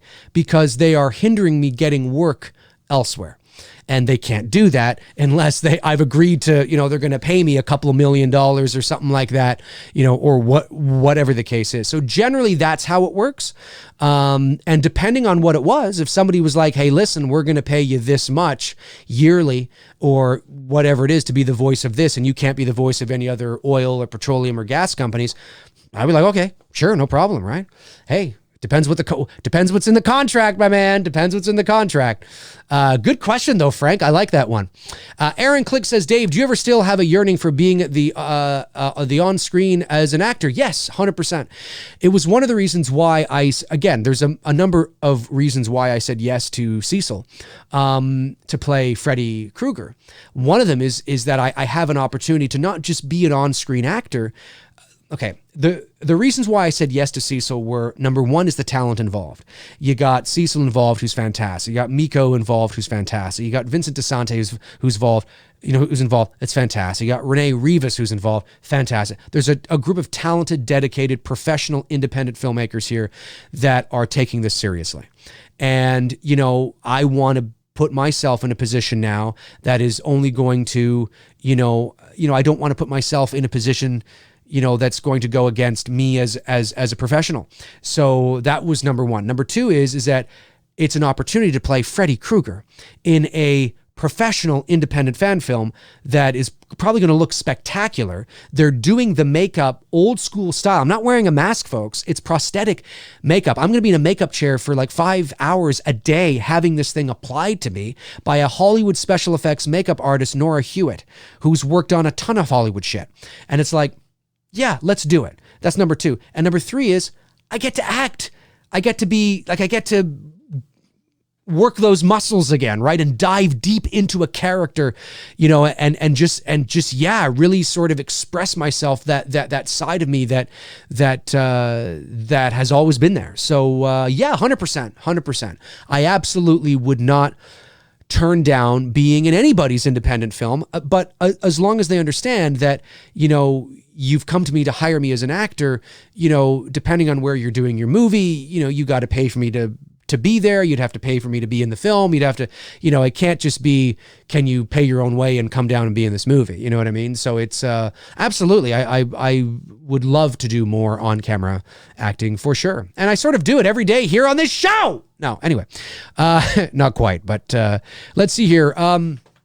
Great questions today, guys. Really good stuff. I like that you're asking these. It's so fun. It's so fun to kind of, tell you a bit more about myself and sort of, my journey. Josh Kephart says, Dave, have you seen the Halloween Inferno fan film? I thought it was pretty well done. I did. I saw the first one. I know they released a second one. I've had people messaging me, talking to me and saying all sorts of fun things about it. I haven't checked that one out yet, but certainly I have seen the first one and I thought they did a good job. There's a lot of Halloween fan films that are out there now that are raising the bar, and that I think is great. A rising tide raises all ships. I mean, listen, what Vince did with Never Hike Alone has only inspired Cecil and myself with It's Me, Billy. I've said this before, but It's Me, Billy is going, myself and Bruce are taking it to the next level. We're taking it to that level. We're utilizing our resources working in the industry here in Toronto to deliver something of that quality. And it raises the bar. And then if we raise the bar for somebody else, that's only a good thing, and then they can come back and raise the bar for us again. You know what I mean? It's only a rising tide raises all ships. And that's, I think it's just, we're supposed to be inspiring each other. That's the whole point, right? So, I'm looking forward to watching it. Let's see here. Nick says, was there ever a time where you heard a voice over, popular or not, that you knew could be made better? If not, which one? If not, which one or ones are you most jealous of? Then maybe you wanted yourself. Great question. Well, I will say this. Yes, there's definitely been auditions that I have auditioned for, projects that I've auditioned for that I haven't got. That's the nature of the game, nature of the business.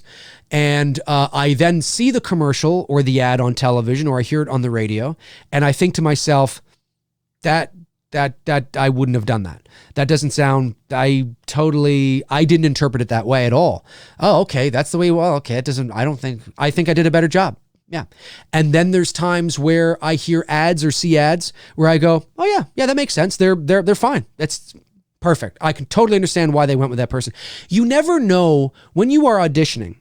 You never know who, like, it's never personal, and you never know, how close you were to getting the job. I mean, it could have been down to me and that other person. It could have been down to me and 5 other people. It may not have been down to me at all. I mean, you never know. You don't get that feedback. When you don't get an audition, when you don't get booked, you never hear back. Your agent will not call you and say, by the way, you didn't get it, unless there's a specific connection. I mean, sometimes there's direct contact and it's down to you and 2 other people out of the gate. Like you have an audition, but yet they come to your agent and they say, we want Dave McRae and so-and-so and so-and-so. We want these 3 to audition. So now it's very specific. It's very personalized.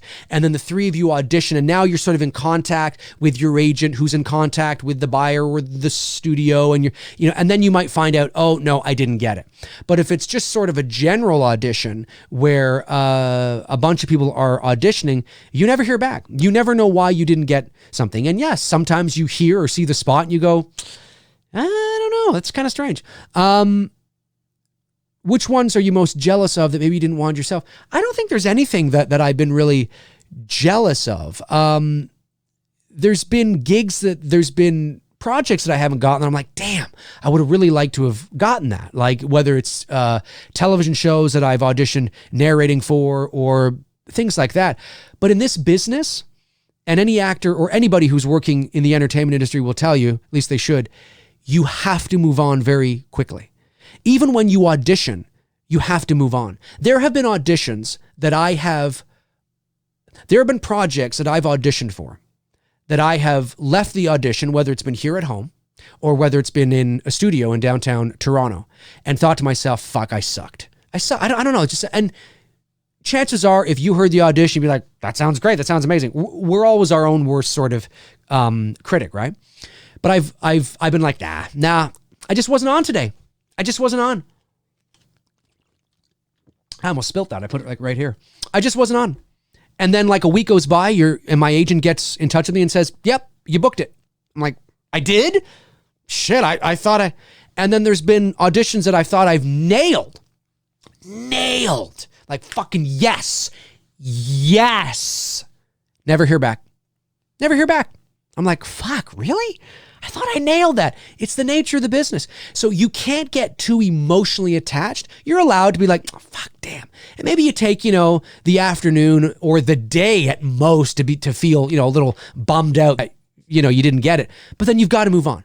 You have to move on.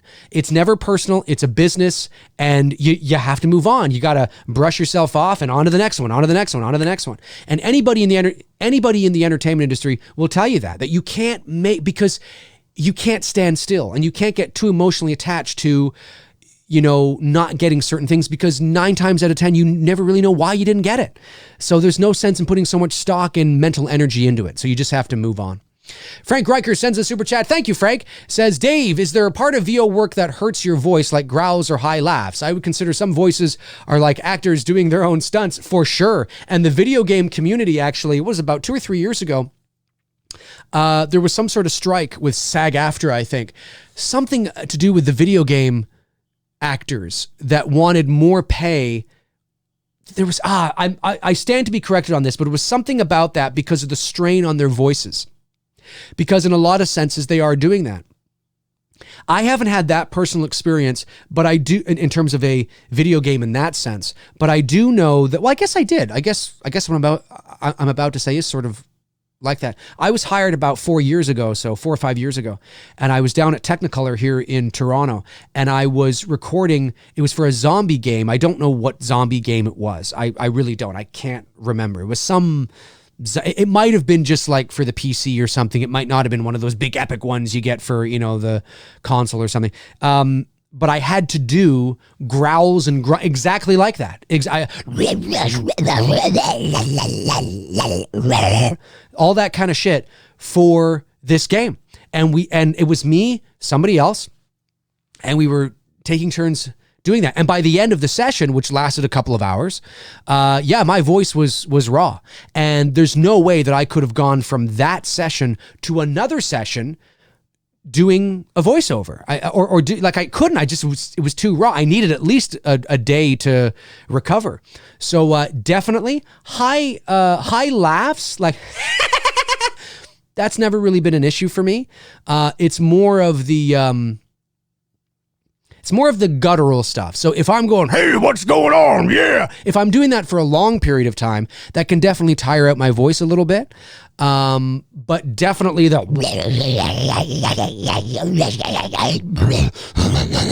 when you're doing that for a long period of time, definitely has an effect. Oh yeah, for sure. Great question, Frank.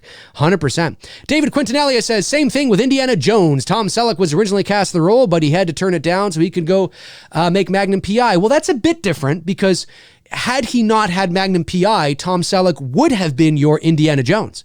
So it's not that Tom Selleck didn't get the role. He actually got the role, but he had to bow out because of Magnum P.I. It was either Magnum P.I.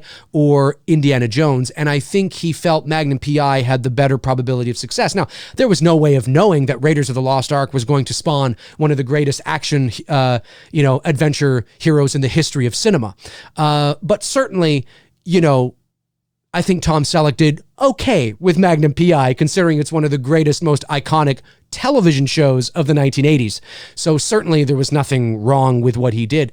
But Tom Selleck, they were ready to go with Tom because Lucas didn't want to work with anybody that he had worked with before. And he had already worked with Harrison Ford, that's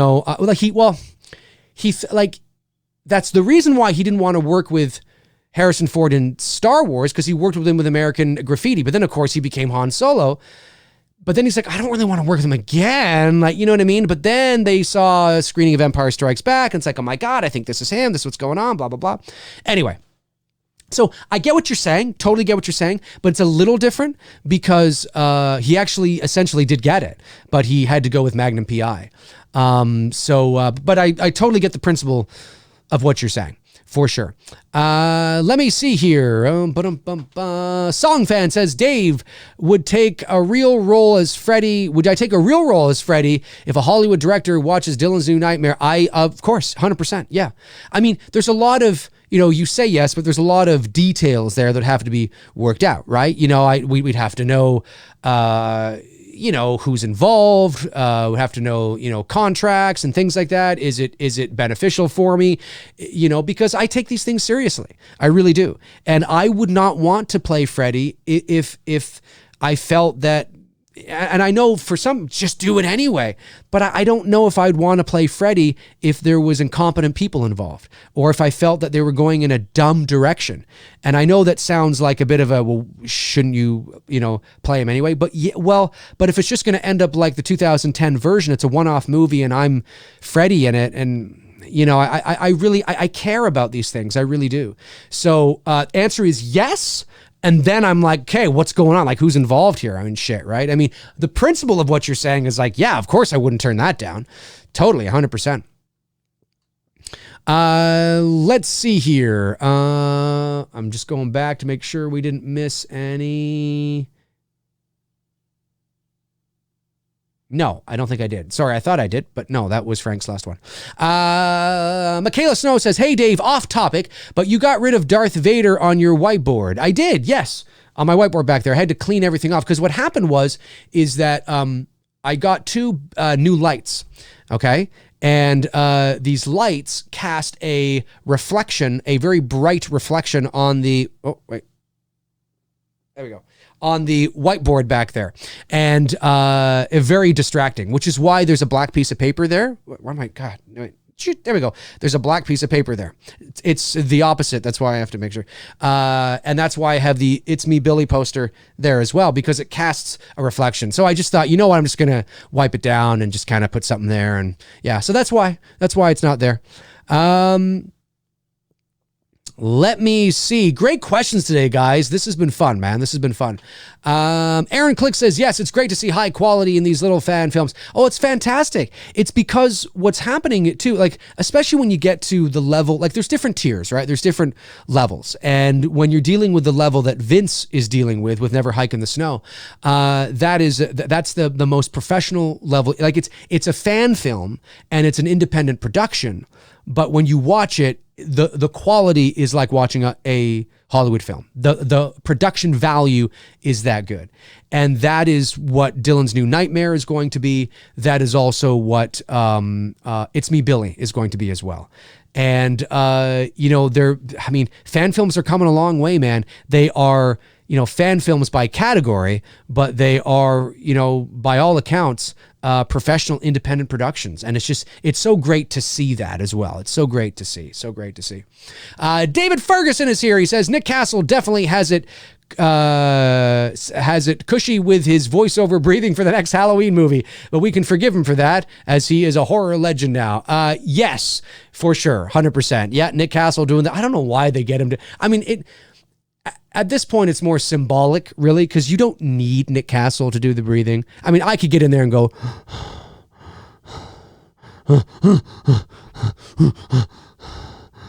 anybody could get in there and do that. It's more of a symbolic, and it's nice. It's nice, so you can say that all the breathing was always Nick the whole way through. And it would, I get it. I totally get it. I just think it's kind of funny. But, yeah, good stuff indeed. Song Fan says, Dave, how do you honestly feel about the 2010 Freddy actor? Jackie Earle Haley. Yeah, I liked him. I thought he was I just didn't like the movie. I thought Jackie Earle Haley was good. And he's the right size. Obviously, he's about my height. I think Jackie Earle Haley's about 5'8". I think he's about my height. Maybe he's a smidgy. I'm not sure. But I thought he was fine. I just thought the movie was garbage. I just didn't like the movie so much. So, yeah. Duke Fleet says, Dave, would you voice a character for a Japanese anime? 100%. Yeah, for sure.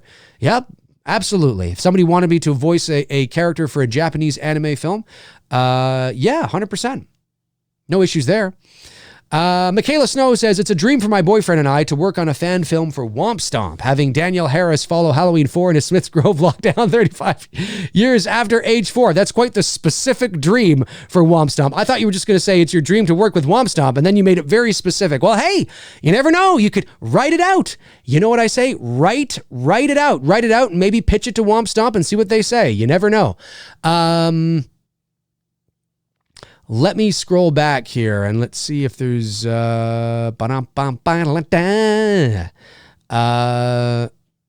is good. Reese Wilson says, hey Dave, is there a voice you can do that is particularly difficult for you? And have you ever thrown out your voice doing it? There's no voice that's very difficult for me to do that I do. There's always a voice that can be difficult for somebody to do. But I've never been in a position where I've had to do a voice that I couldn't do. I don't know. I think it just goes back to the zombie thing. Yeah, when I was doing those things, because they're not really voices, they're more sound effects, but that'll put a strain on most people, because you're getting right back in here, you know what I mean?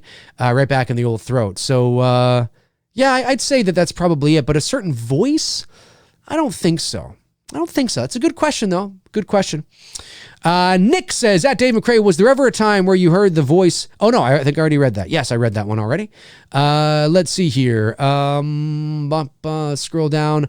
Lauren Downing says, same here, Dave. My sister sings. My grandfathers both performed. One sang and danced, and the other was a stuntman. Very cool. I got my BFA in musical theater performance and have done tons of shows. Toot. Good for you. Congratulations on that. That is awesome. That's awesome. I love hearing that. That's totally cool. Totally cool. Yeah. Look, there are some families that just have that natural, natural performing ability and instinct. And as I said at the beginning of the show, and I do say this a lot, that, when you're talking about performing, whether it's sports or whether it's acting or singing or dancing, whatever it is, a certain amount of natural talent is always, probably needed. And the naturally gifted performers, whatever performance that is, whether you're performing in sports or whether, whatever it is, will always have an advantage, and you can teach technique, right? You can teach people to get better and those people can improve.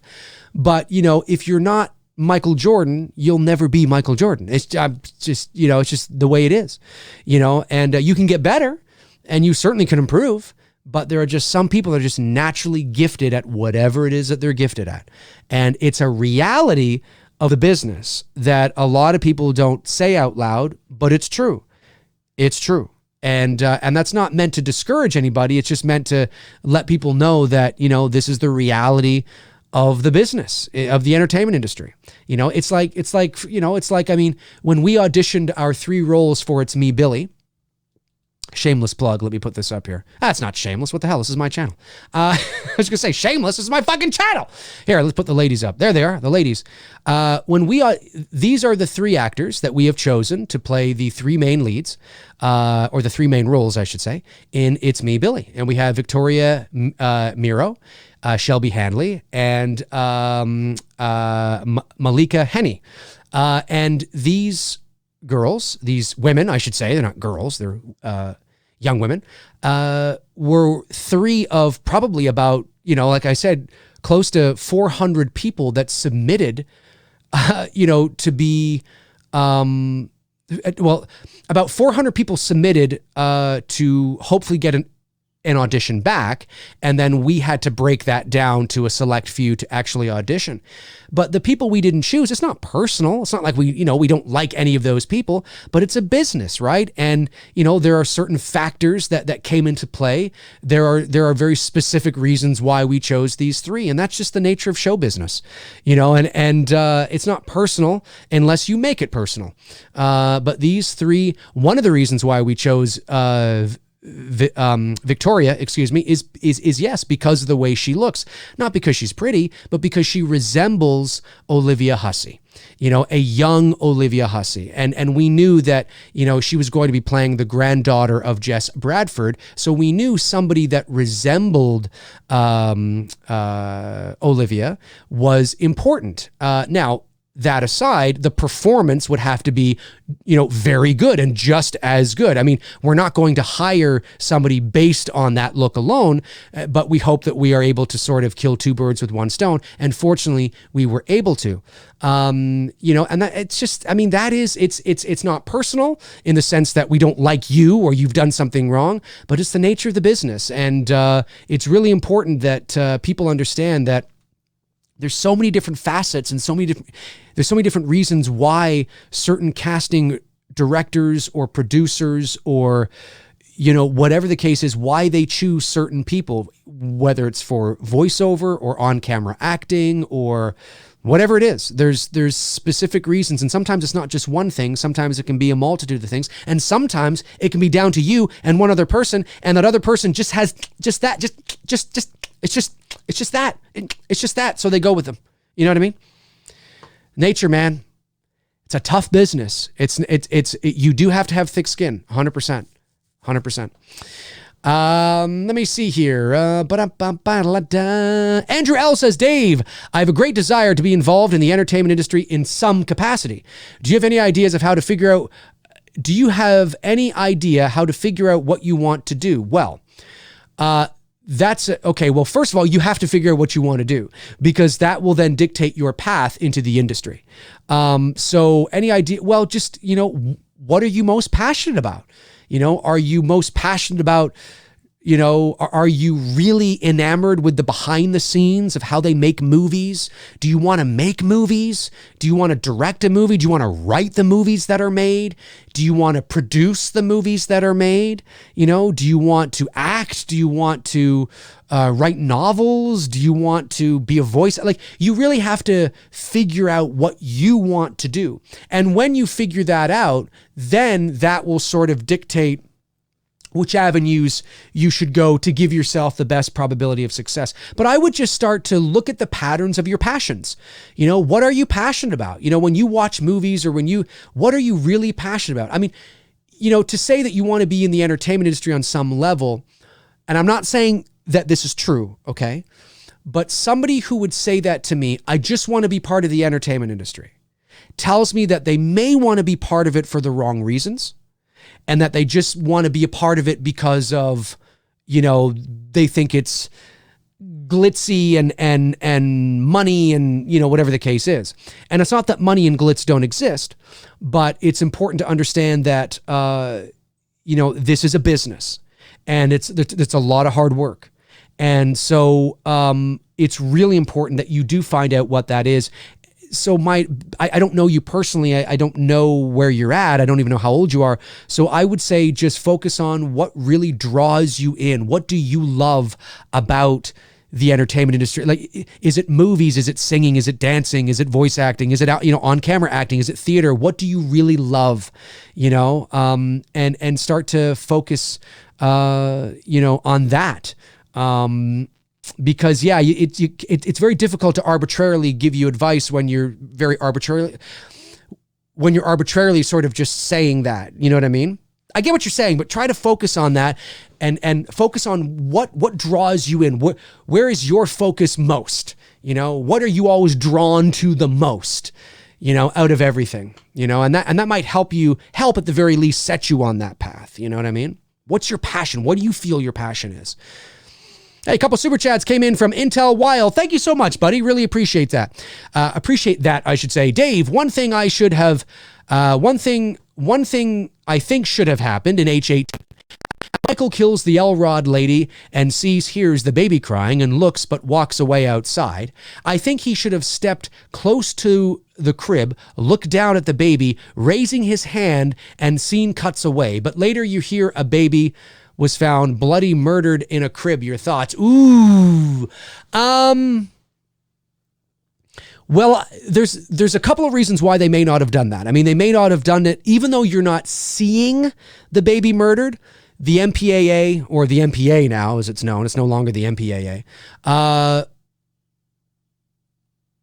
I would say may have had an issue with even just the suggestion, which they might, and that might have been an issue, which is why they wouldn't have done that. I think I like what you're saying. Okay, so I'm going to piggyback on what you just said there. And I'm going to say, I think a better thing to do would have been to have Michael step up to the crib, look down in the crib, don't have him raise his hand, okay, because that implies that he's about to kill her or kill him or her, which I know was your goal. But just have him look down and just cut away. So the audience never knows what happened. The audience did he? Did he not? And you never know. Now, maybe you do reveal it somewhere later that the baby survived, okay? Or maybe whatever. Or maybe you don't mention anything. He just looks down and you cut away.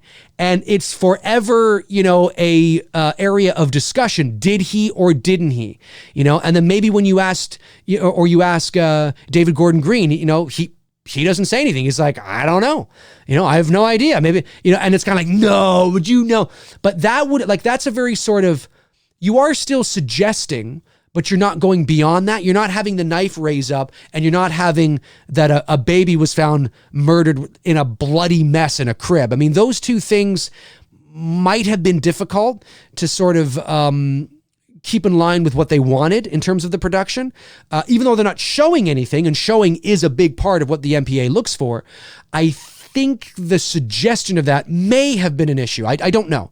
But I think it would have been classier and a little more mature to actually have him just step up, look down, and there's a moment where you're like, no, and then it just cuts away and you never know. And it's like, fuck off. I think that would have been cool. Great insight there. I like that. Good job, Intel Wild. Good job. All right, we'll go. We'll bring this thing to 1 o'clock. So about another 7-8 more minutes here. Jason Nike says, will you get your friend who starred in Ready or Not on the show? Would love to talk to her. Really like her on Winona Earp. I could reach out to her. I could try, see what she's doing. That's not a bad idea, because I know she just had a. Did she just have a baby? I think she just had a baby, like within the last year or so. So she's definitely playing mom. And I'll reach out. I could reach out and ask her. She might. I haven't talked to her in a little bit. It's been a little bit since I've talked to her. But certainly she would know who I was, when I reached out. So let me think on that. And I'll see if she'll want to come on. It'd be fun to get her on and talk shop and talk her experience. I know that, everybody is on hiatus. I think Winona Earp was going into season 4, I think. I have to, but everybody's on hiatus. Yeah.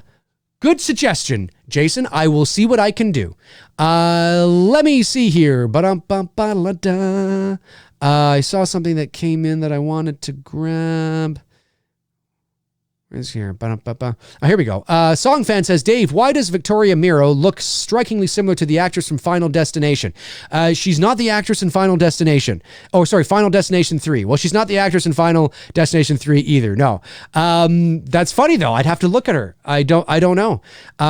Victoria's great. So talented. Like, I mean, obviously we're not releasing the auditions yet, but the auditions will probably be on, will probably be released like once we can finally release our Indiegogo campaign for It's Me, Billy. And again, we're going to need your help, guys. We're going to need your help 100%. If we want, like, if you guys want this to be a reality as much as we do, we need to raise that production budget. And again, Bruce and I don't have the exact figure on that, but we're in the stages of doing that. What we'd like to do is we would like to, because there will be the opportunity to have a Blu-ray copy of the film that will be part of the campaign. That's not a surprise or anything. It's pretty standard kind of, when you're talking about this kind of thing. And we want to have some things on there. Like there'll be the trailer, there'll be the movie, there'll be some behind the scenes stuff, and maybe even the auditions. And so you'll get to see Victoria actually auditioning for the role in Shelby and Malika as well. So, their auditions were fantastic and really great stuff. She was so talented, and you'll see, you'll be like, oh, I get it. I get why they, and it just so happened that she had a resemblance to a younger Olivia Hussey. She doesn't look exactly like her, but what we loved about it is that when Victoria submitted, we got the headshot, the resume, all that. And we then, once we're ready to start going through headshots and portfolios, we start categorizing them, right? Like who we want to see, who we don't want to see, maybe who we want to see. And Victoria was a definite yes based on her experience, but also based on her look, because we saw these headshots and we thought, my God, I totally believe, based on look alone now, I totally believe she's Jess Bradford's granddaughter based on looks alone. Now the question is she going to actually be good, right? You know what I mean? Because we have to audition. Because if her audition was like, unfortunately, we have to move on. But thankfully, she has a good look about her in terms of being related to Jess Bradford, and she's extremely talented. So we were thrilled with that. But yeah, no, she's not. She's not her. She's not her. Let's see here. Another super chat comes in from Jack Ellis. Thank you so much, buddy. Says thoughts on Scream 5 being a prequel. I don't really want to see that. I really don't. I think Scream from 1996 should remain the first movie. It is what it is. It's these two guys in the mid 90s who are obsessed with horror movies and wanting to kill people for fun. Like it is what it is. I think having a Scream prequel would be very sort of, I don't know, just kind of like, really? I don't know. I don't know if I would go the prequel route. I would much rather, and I don't really want to see a sequel, but I would much rather see a sequel than a prequel, in all honesty. Yeah, I just think it's, like, what would the prequel be about? Like, is it just the same thing?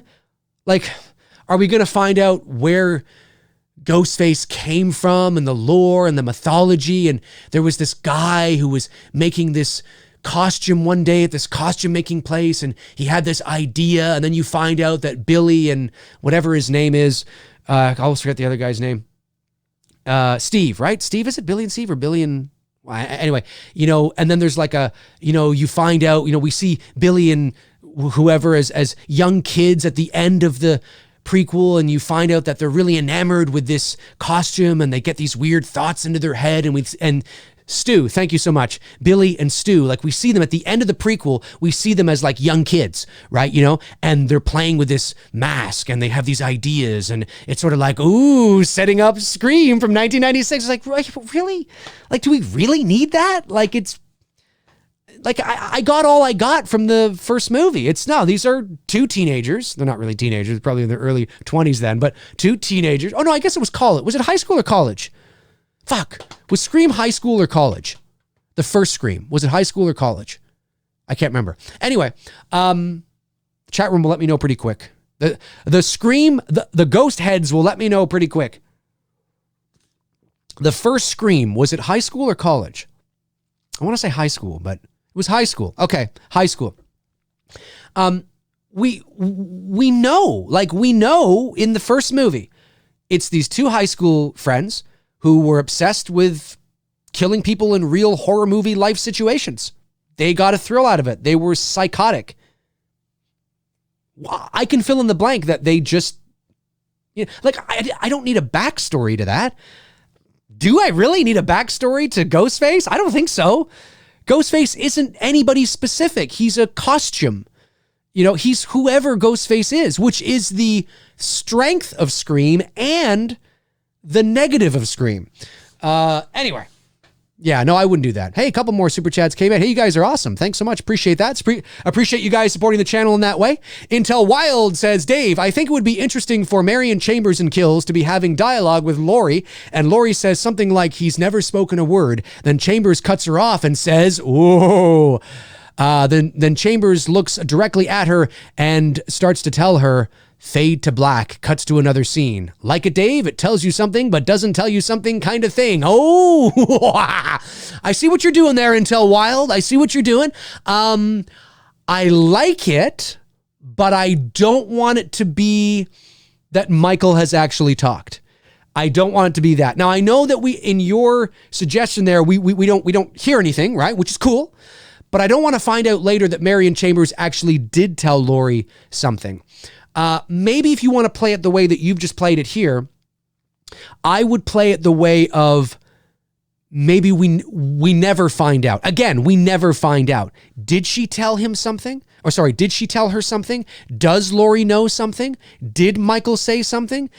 You have to either explain what Marion was actually saying, and it really wasn't what we thought she was saying at first, or you never find out. It is so integral to preserving the enigma of the character of Michael Myers. And listen, some people may disagree with me, and that's fine, but it is so integral to preserving the character of Michael Myers that he remains an enigma. And that means he doesn't speak, he doesn't talk, he doesn't say anything.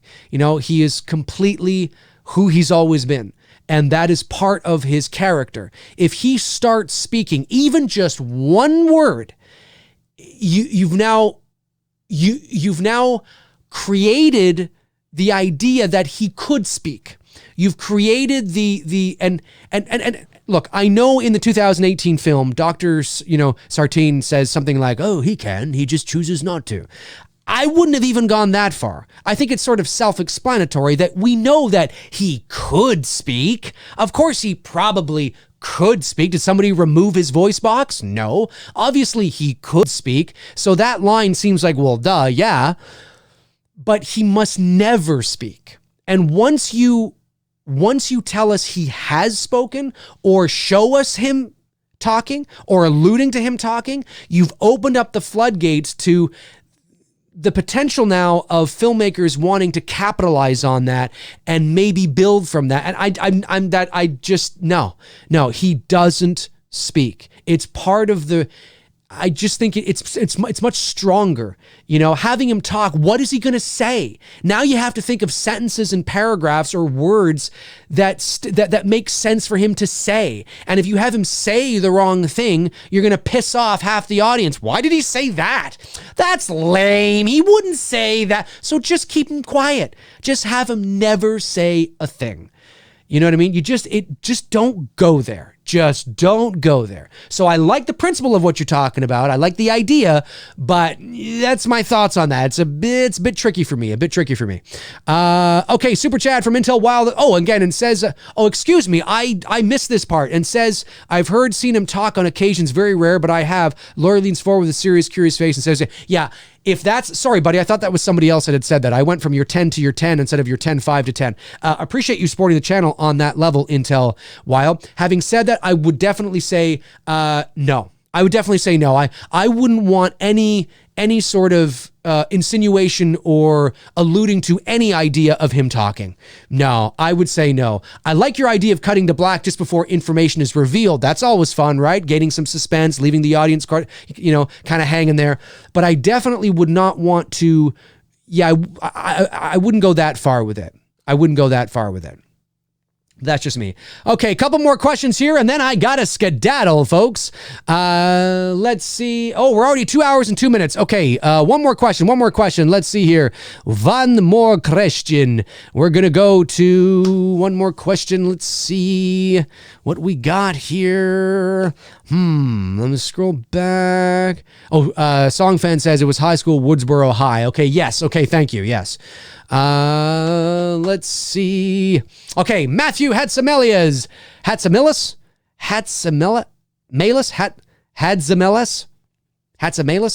Anyway, hopefully I got it somewhere in there. Dave, if New Nightmare is a success, will you try to get into film a bit more? Also, how much stage have you done in the past? Any musicals? I haven't done any musicals. I did theater in high school and in college. I also did, I've done some stand-up comedy in the past. Would I get into... Well, it's hard to say. It depends on the projects. It depends if people want me in their movies. And when I say in their movies, I don't mean just like backyard fan films. I'm talking about professional, independent, or professional productions. Because as I appreciate people reaching out, wanting me to be a part of an amateur film. That's always flattering. But, unfortunately, I can't do that. I can't, I need to... I need to have everything paid for. I need to be paid for it. I need to, I can't do that kind of thing. But if more productions wanted me in their films in some sort of level or capacity, yeah, it'd be fun to do. I'd be totally down doing it. 100%.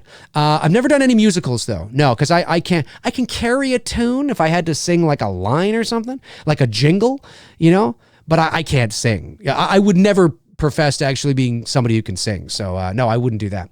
All right, folks, that's going to do it for me here on episode 37 of, I was about to say Two Dudes and Some Bullshit, of McRae Live. Hey, if you're watching after the fact, go back and watch the beginning of the show, and I touch on sort of voiceover and voice acting and what it sort of takes, and kind of line yourself up in a position and start thinking about things. If you're new to the world of voiceover, things you have to start thinking about and lining yourself up with in terms of getting into the business. And remember, I was talking a lot there at the beginning, so things might seem a bit overwhelming, but those are things that are going to play out for you, who's somebody who's new to the world of VO over the course of 6 months, a year, right? So just keep that in mind. But yeah, this has been a fun show. Thank you for indulging me and letting me sort of talk a bit about that. I'm trying to keep these shows interesting because there's not a lot happening in the world of movies and entertainment right now for obvious reasons. So I really appreciate you guys tuning in. Thank you for all your support via Super Chats as well. It keeps this channel going, man. Keeps this channel going.